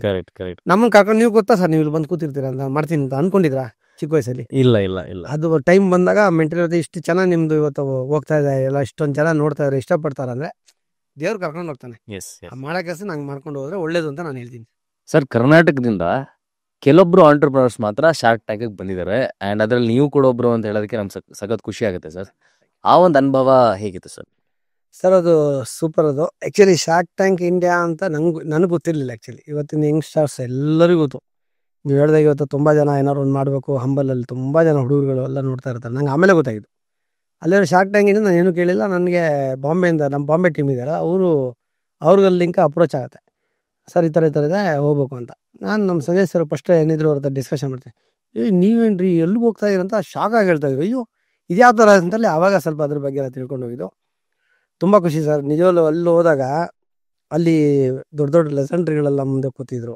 ಅವರು ನಾವಿಲ್ಲಿ ಎಷ್ಟು ಕೋಟಿ ಅಪ್ಪ, ಎಷ್ಟು ಲಕ್ಷ ಅಪ್ಪ ಅಂತ ಎಲ್ಲರೂ ಮಾತಾಡ್ತಾ ಇರ್ತಾರೆ. ಎಷ್ಟಪ್ಪ ಅದು ಆ ಥರ ಕೋಟಿ ಗಟ್ಟಲೆ ಲಕ್ಷ ಗಟ್ಟಲೆ ಮಾತಾಡಿದ್ರೆ ಒಂದು ವ್ಯಾಲ್ಯೂಬಲ್ಲು. ಅವ್ರು ಹಂಗಲ್ಲ ಸರ್, ಎಷ್ಟು ಪೈಸಾ ಸಿಗುತ್ತೆ, 10 ಪೈಸಾ, ಒಂದು ಇದರಲ್ಲಿ 5 ಪೈಸಾ, 4 ಆಣೆ, ಆ ಥರ ಲೆಕ್ಕಾಚಾರ ಹಿಂಗಿದೆ ಸರ್. ಅದನ್ನು ಎಷ್ಟು ದೊಡ್ಡದು ಮಾಡ್ತೀವಿ ಅನ್ನೋದು ಅವ್ರದ್ದು ಸ್ಟ್ರಾಟಜಿ ಸರ್. ಒಂದು ಮಾರ್ಜಿನ್ ನೀವು 10 ಪೈಸಾ ಎಷ್ಟು ಕ್ವಾಂಟಿಟಿ ಎಷ್ಟಿದೆ, ಕ್ವಾಂಟಿಟಿ ಅದನ್ನು ಲೆಕ್ಕ ಮಾಡ್ದವು. ಅದು ಆ ಮೈಂಡ್ ಸೆಟ್ಟೇ ಇಲ್ಲ ನಮಗೆ. ನಾವೇನೋ ಒಂದು 50,000 ದುಡ್ದು ಹೆಮ್ಮೆ, ಗುರು 50,000 ದುಡ್ದಿದ್ದೀನಿ ನಾನು ಅಂತ ಹೇಳ್ಕೊತ ಇರ್ತೀವಿ. ಅವ್ರು ಅದನ್ನೆಲ್ಲ ನೋಡ್ತಿಲ್ಲ. ಹಿಂಗೆ ನಿಂದು ಏನಪ್ಪ ಹಿಂಗೆ ಇದೆ, 10 ಪೈಸಾ ಕೊಡ್ತೀಯಾ, ಇಲ್ಲ ಈ ಶೇರಲ್ಲಿ ಹಿಂಗೆ, ಅದು ಲೆಕ್ಕ ಮಾಡಿದ್ರೆ 10 ಪೈಸಾ, 4 ಆಣೆ, 50 ಪೈಸಾ ಹಿಂಗಿದೆ. ಕರೆಕ್ಟ್. ಅದು ಎಷ್ಟು ವಿಡ್ತಾಗತ್ತೆ ಅನ್ನೋದನ್ನ ಲೆಕ್ಕಾಚಾರ. ಅದನ್ನ ನಾನು ಹೊಸ್ದಾಗಲ್ಲೊಂದು ಕಲ್ತ್ಕೊಂಡ್ಬಂದೆ. ಓ ಈ ಥರ ಇದೆ ಅಂದರೆ ನಾವು ಇನ್ನೂ ಬೆಟರಾಗಿ ಏನು ಮಾಡ್ಬೋದು, ಇನ್ನೂ ಕಸ್ಟಮರ್ಗೆ ರೇಟ್ ಜಾಸ್ತಿ ಮಾಡಿದೆ ನಾವು ಏನು ಗ್ರೋತ್ ಮಾಡ್ಕೊಂಡ್ರೆ ಸೇಫ್ ಆಗ್ಬೇಕು. ಜೊತೆಗೆ ನಾವು ಬಿಸ್ನೆಸ್ ಮಾಡೋಕೆ ಸೇಫ್ ಆಗ್ಬೇಕಂದ್ರೆ ಬರೀ ನಾನು ಕ್ವಾಲಿಟಿ ಕೊಡ್ತೀನಿ, ನಾನು ರೇಟ್ ಇಡ್ತೀನಿ ಅಂದ್ರೆ ಆಗಲ್ಲ. ಅವ್ರಿಗೂ ನಾವು ಮೈಂಟೈನ್ ಮಾಡ್ಕೊಂಡು ಹೋಗ್ಬೇಕು, ಕಸ್ಟಮರ್ಗೂ ಕೂಡ ರೇಟ್ನ. ಅವಾಗ ಏನು ಮಾಡಬೇಕು, ಬ್ರಾಡ್ ಮಾಡ್ಕೊಂಡು ಹೋಗ್ಬೇಕು. ಅದನ್ನು ಅಲ್ಲಿ ನಾನು 4 ವರ್ಷ ಹಿಂದೆ ಹೋಗಿ ಕಲ್ತ್ಕೊಂಡ್ಬಂದಿದ್ದೆ. ಅದನ್ನು ಈಗ ನಿಜವಲ್ಲೂ ಆ ಥರ ಅದನ್ನೇ ಪ್ಲ್ಯಾನ್ ಮಾಡ್ಕೊಂಡು ಮಾಡೋದಕ್ಕೆ ನಾನು ಸ್ವಲ್ಪ ಸೇಫ್ ಆಗಿದ್ದೀವಿ ಬಿಸ್ನೆಸ್ಸಲ್ಲಿ. ತುಂಬ ಖುಷಿ ಆಯ್ತು ಸರ್. ಅಲ್ಲಿ ಒಂದು ಎಲ್ಲ ದೇವರ ಆಶೀರ್ವಾದ ಸರ್. ನಿಜ ಹೇಳ್ಬೇಕಂದ್ರೆ ಅಲ್ಲೆಲ್ಲ ಹೋಗ್ತೀವಿ ಅಂದರೆ ಸರ್ ನಾನು ಏನೂ ಇಲ್ಲ, ಆ್ಯಕ್ಚುಲಿ ಏನಿಲ್ಲ ಸರ್, ಸೀರಿಯಸ್ ಆಗಿ ಹೇಳ್ತೀನಿ. ಏನಿಲ್ಲ, ನಾ ಸುಮ್ಮನೆ ಬರೀ ಕೆಲಸ ಅನ್ನೋದೊಂದು ಬಿಟ್ಟರೆ ನನ್ನ ಹತ್ರ ಇನ್ನೇನು ಇಲ್ಲ. ರೈಟ್. ಅದಕ್ಕೊಂದು ಸೋಂಬೇರಿ ಅಲ್ಲ, ಅಷ್ಟು ಬಿಟ್ಟರೆ ಯಾವ್ದು ಎಜುಕೇಷನ್ ಇಲ್ಲ, ಯಾವ ಟ್ಯಾಲೆಂಟು ಇಲ್ಲ, ಏನಿಲ್ಲ, ಕೆಲಸಗಾರ. ಓಕೆ, ಅದನ್ನ ನನ್ನಲ್ಲಿ ಕರ್ಕೊಂಡು ನಿಲ್ಸಿದೆ. Super super. ಸರ್, ಇವಾಗ ಯೂನಿಟ್ ಎಕನಾಮಿಕ್ಸ್ ಮಾತಾಡೋಣ. ಯೂನಿಟ್ ಎಕನಾಮಿಕ್ಸ್ ಬೇಸಿಕ್ಲಿ ಅಂದರೆ ಒಂದು ಹೋಳಿಗೆನ ಮಾಡೋದಕ್ಕೆ ಎಷ್ಟು ಖರ್ಚಾಗುತ್ತೆ ಅಂತ ನೀವು ಹೇಳಿದ್ರಿ. 22 ರೂಪಾಯಿಂದ 40 ರೂಪಾಯಿ 50 ರೂಪಾಯಿ ತನಕ ಇದೆ ಅಂತ. ಇವಾಗ ನೀವು ಒಂದು 22 ರೂಪಾಯಿ ಹೋಳಿಗೆ ಮಾಡಿದ್ರೆ ಅದಕ್ಕೆ ರಾ ಮೆಟೀರಿಯಲ್ಸ್ ಎಷ್ಟು ಖರ್ಚಾಗುತ್ತೆ ಆ್ಯಂಡ್ ನಿಮ್ಮ ಎಂಪ್ಲಾಯ್ಮೆಂಟ್ ಕಾಸ್ಟ್ ಎಷ್ಟಾಗುತ್ತೆ? ಒಟ್ಟಿನಲ್ಲಿ ಒಂದು ಹೋಳಿಗೆದು ಎಕನಾಮಿಕ್ಸ್ ಮಾತಾಡೋಣ ಸರ್. ಇವಾಗ ನೀವು ಈಗ ಇರೋ ರೇಟ್ಗಳಲ್ಲಿ ನಿಮಗೆ ಒಂದು 65% ಪ್ರಾಡಕ್ಟ್ ಕಾಸ್ಟ್ ಹೋಗ್ಬಿಡುತ್ತೆ. ಓಕೆ. ಇನ್ನೊಂದು 20% ಮೇಂಟೆನೆನ್ಸು ಅದು ಇದೆಲ್ಲ ಬರುತ್ತೆ. ವೇಸ್ಟೇಜ್ ಒಂದು 2-3% ಬರುತ್ತೆ. ನೀವು ಎಲ್ಲ ಹೋದರೆ ಒಂದು 7-8% ಮಾರ್ಜಿನ್ ಬಂದು ನಿಂತ್ಕೊಂತೀರ. Okay okay. ಇದು ಎಲ್ಲ ಹೋಳಿಗೆ ಆ ರೇಟ್ ಪ್ರಕಾರ ಹೋಗೋದು ಸ್ಟ್ರಾಟಜಿ. ಓಕೆ. ಸೊ ಈಗ ಒಂದು 22 ರೂಪಾಯಿದು ಹೋಳಿಗೆನ ನೀವು 8% ಮಾರಿದ್ರೆ ಹತ್ತತ್ರ ಒಂದು ರೂಪಾಯಿನೂ ₹1-2, ₹3. ಓಕೆ. ಅದ್ರಲ್ಲಿ ಆಮೇಲೆ ನಿಮ್ಗೆ ನಮ್ದು ಏನಾಗುತ್ತೆ, ನನ್ನ ಪರ್ಸನಲ್ ಏನಾಗುತ್ತೆ, ನಮ್ದು ಸ್ವಲ್ಪ ದೊಡ್ಡದು ಇರೋದ್ರಿಂದ ಇನ್ನೊಂದು ಚಿಕ್ಕದು ಜಾಸ್ತಿ ಬರುತ್ತೆ. ಅಂದ್ರೆ ಮ್ಯಾನೇಜ್ಮೆಂಟು, ಅಕೌಂಟ್ ಟೀಮು, ಓಕೆ ಈ ಥರ ಟೀಮ್ ಇದೆ. ಓಕೆ. ಇದನ್ನೆಲ್ಲ ನಾನು ತಗೊಂಡು ಗ್ರಾಹಕರ ತಲೆ ಮೇಲೆ ಹಾಕ್ತೀನಿ ಅಂದ್ರೆ ಗ್ರಾಹಕರಿಗೆ ಕಷ್ಟ ಆಗುತ್ತೆ. ಆಮೇಲೆ ಅವರೇ ನಮ್ಮನ್ನ ಇಲ್ಲಿ ಎಲ್ಲ ಇದನ್ನ ರೆಡಿ ಮಾಡ್ಕೊಂಡು ಕೊಟ್ಟಿದ್ದು ಅದೇ ಕಳ್ಕೊಳಕ್ಕಾಗಲ್ಲ. ಕರೆಕ್ಟ್. ನಾವೇನು ಮಾಡ್ತೀವಿ, ಅದರಲ್ಲಿ ಇಲ್ಲಿ ಮೇಂಟೈನ್ ಮಾಡ್ತೀವಿ. ಅದ್ರಲ್ಲಿ ನಂಗೆ ಇನ್ನೂ ಸ್ವಲ್ಪ ಮಾರ್ಜಿನ್ ಕೆಳಗುತ್ತೆ. ಅಂದರೆ ಬಿಡ್ತು ದುಡ್ದಿದೆ. ಅದರಿಂದ ನಂದು ಅಂದರೆ ಫ್ರಾಂಚೈಸಿ ಮಾಡಿದವ್ರಿಗೆ ಅವ್ರಿಗೆ ಸ್ವಲ್ಪ ಮಾರ್ಜಿನ್, ಒಂದೇ ಅಂಗಡಿ ಔಟ್ಲೆಟ್ ಇರುತ್ತೆ, ಅದು ₹1, ₹1.5 ಆ ಥರ ಅವ್ರ ಮಾರ್ಜಿನ್ ಸಿಗುತ್ತೆ. Got it. ₹1-2. ನೈಸ್. ಸರ್, ಇವಾಗ ಇದೊಂದು ಕಡೆ ಆದರೆ, ಅಂಗಡಿಗೆ ಬಂದು ತೊಗೊಂಡೋಗೋರು ಒಂದು ಕಡೆ ಆದರೆ, ಆರಾಮಾಗಿ ಮನೇಲಿ ಕೂತ್ಕೊಂಡು ಆರ್ಡರ್ ಮಾಡೋಣ ಗುರು ಅಂತ ಹೇಳೋರು ಇರ್ತಾರೆ. ಗ್ರಾಹಕರ ಪರ್ಸ್ಪೆಕ್ಟಿವ್ ಒಂದಾದರೆ, ಡೆಲಿವರಿ ಆ್ಯಪ್ಸ್ ಜೊತೆ ನಿಮ್ಮ ಅನುಭವ ಯಾವ ಥರ ಇದೆ? ನಮ್ದು ಅಂದರೆ ಬಂದವ್ರು ಫ್ಯಾಮಿಲಿನೇ ಬರೋದು, ಲೇಡೀಸು. ನಮ್ದು ಸ್ವಲ್ಪ ಯಂಗ್ಸ್ಟರ್ಸ್ಕಿನ್ನ ದೊಡ್ಡವರು ಆ ಥರ ಜಾಸ್ತಿ ಬರ್ತಾರೆ. ಹಿಂಗೆ ಹೋಗೋರೆ ಹಿಡ್ಕೊಂಡು ಹೋಗ್ಬಿಡ್ತಾರೆ, ಆ ಥರದ್ದು ಒಂದಿತ್ತು. ಓಕೆ. ಸ್ವಿಗ್ಗಿ ಜೊಮ್ಯಾಟೊ ತುಂಬ ಕಮ್ಮಿ ಸರ್. ಯಾಕಂದರೆ ಈ ಆರ್ಡರ್ಗಳು ಮಾಡೋದು ತುಂಬ ವರ್ಕಲ್ಲಿರೋರು, ಯಂಗ್ಸ್ಟರ್ಸ್ಗಳು, ಇಲ್ಲ ಏನು IT-BT ಕಂಪ್ನಿಗಳು, ಆ ಥರದ್ದೆಲ್ಲ ಜಾಸ್ತಿ ಇದು ಮಾಡ್ಕೊತಾರಲ್ಲ. ಫ್ಯಾಮಿಲಿ ಅಂದಾಗ ಅವ್ರು ಸ್ವಲ್ಪ ಹೊರಗಡೆ ರೌಂಡ್ ಹೊಡೆದಿರ್ತಾರೆ, ಬಿಡಲ್ಲ. ಮನೆಗೆ ಹೋದ ತಕ್ಷಣ ಸಾಯಂಕಾಲ ಕರ್ಕೊಂಬರ್ತಾರೆ ಹೊರಗಡೆ, ಕರ್ಕೊಂಬ ಸೀದಾ ಅಂಗಡಿ ಮುಂದೆ ಬರ್ತಾರೆ. ಅದರಿಂದ ನಂಗೆ ಅದಂಥ ಸಮಸ್ಯೆ ಇಲ್ಲ. ನಮ್ಮ ಮಾರ್ಜಿನ್ ನಮ್ಗೆ ಬರುತ್ತೆ, ಅವ್ರ ಮಾರ್ಜಿನ್ ಅವ್ರಿಗೆ ಬರುತ್ತೆ. ಪಾಪ ಕಸ್ಟಮರ್ ಕೂತಲ್ಲಿ ಕೆಲಸ ಆಗುತ್ತೆ, ಅವ್ರಿಗೆ ಓಕೆ, ಆ ಥರ. ಸರ್, ಆಯಿತು. ಮತ್ತೊಮ್ಮೆ ಧನ್ಯವಾದಗಳನ್ನ ಹೇಳ್ತಾ, ಭಾಸ್ಕರ್ ಹೋಳಿಗೆ ಮನೆ ಇನ್ನು ನೆಕ್ಸ್ಟ್ ಭಾಸ್ಕರ್ ಮನೆ ಹೋಳಿಗೆ. ಸರ್, ಅದೊಂದು ಕೇಳೋಣ ಅಂತಿದ್ದೆ. ಈಗ ನಿಮ್ಮದೇ ಹೆಸರಿಟ್ಕೊಂಡು ಹೋಳಿಗೆ ಮನೆ ಅದು ಇದು ಅಂತ ಚೇಂಜ್ ಮಾಡಿ ಇಟ್ಕೊಂಡಿರ್ತಾರೆ. ನಾನೇ ಮೊನ್ನೆ ಎಲ್ಲೋ ನೋಡ್ದಂಗೆ ಆಯಿತು, ಕರೆಕ್ಟಾ? ಇದ್ರ ಬಗ್ಗೆ ಒಂದು ಸ್ವಲ್ಪ ಮಾತಾಡೋಣ ಸರ್. ಹೋಳಿಗೆ ಸಂಬಂಧಪಟ್ಟಂಗೆ ಒಬ್ಬಟ್ಟು ಮನೆ ಅಂತ ನಾವು ಕ್ರಿಯೇಟ್ ಮಾಡಿದ್ದು. ಒಬ್ಬಟ್ಟು ಮನೆ ಅಂತ ಕ್ರಿಯೇಟ್ ಮಾಡಿದಾಗ ಏನಾಯಿತು, ಒಬ್ಬಟ್ಟು ಅನ್ನೋದು ಒಂದು ಕ್ಯಾಟಗರಿ ಕರಿತೀವಿ, ಹೋಳಿಗೆ ಅನ್ನೋದು ಒಂದು ಕ್ಯಾಟಗರಿ ಕರಿತೀವಿ.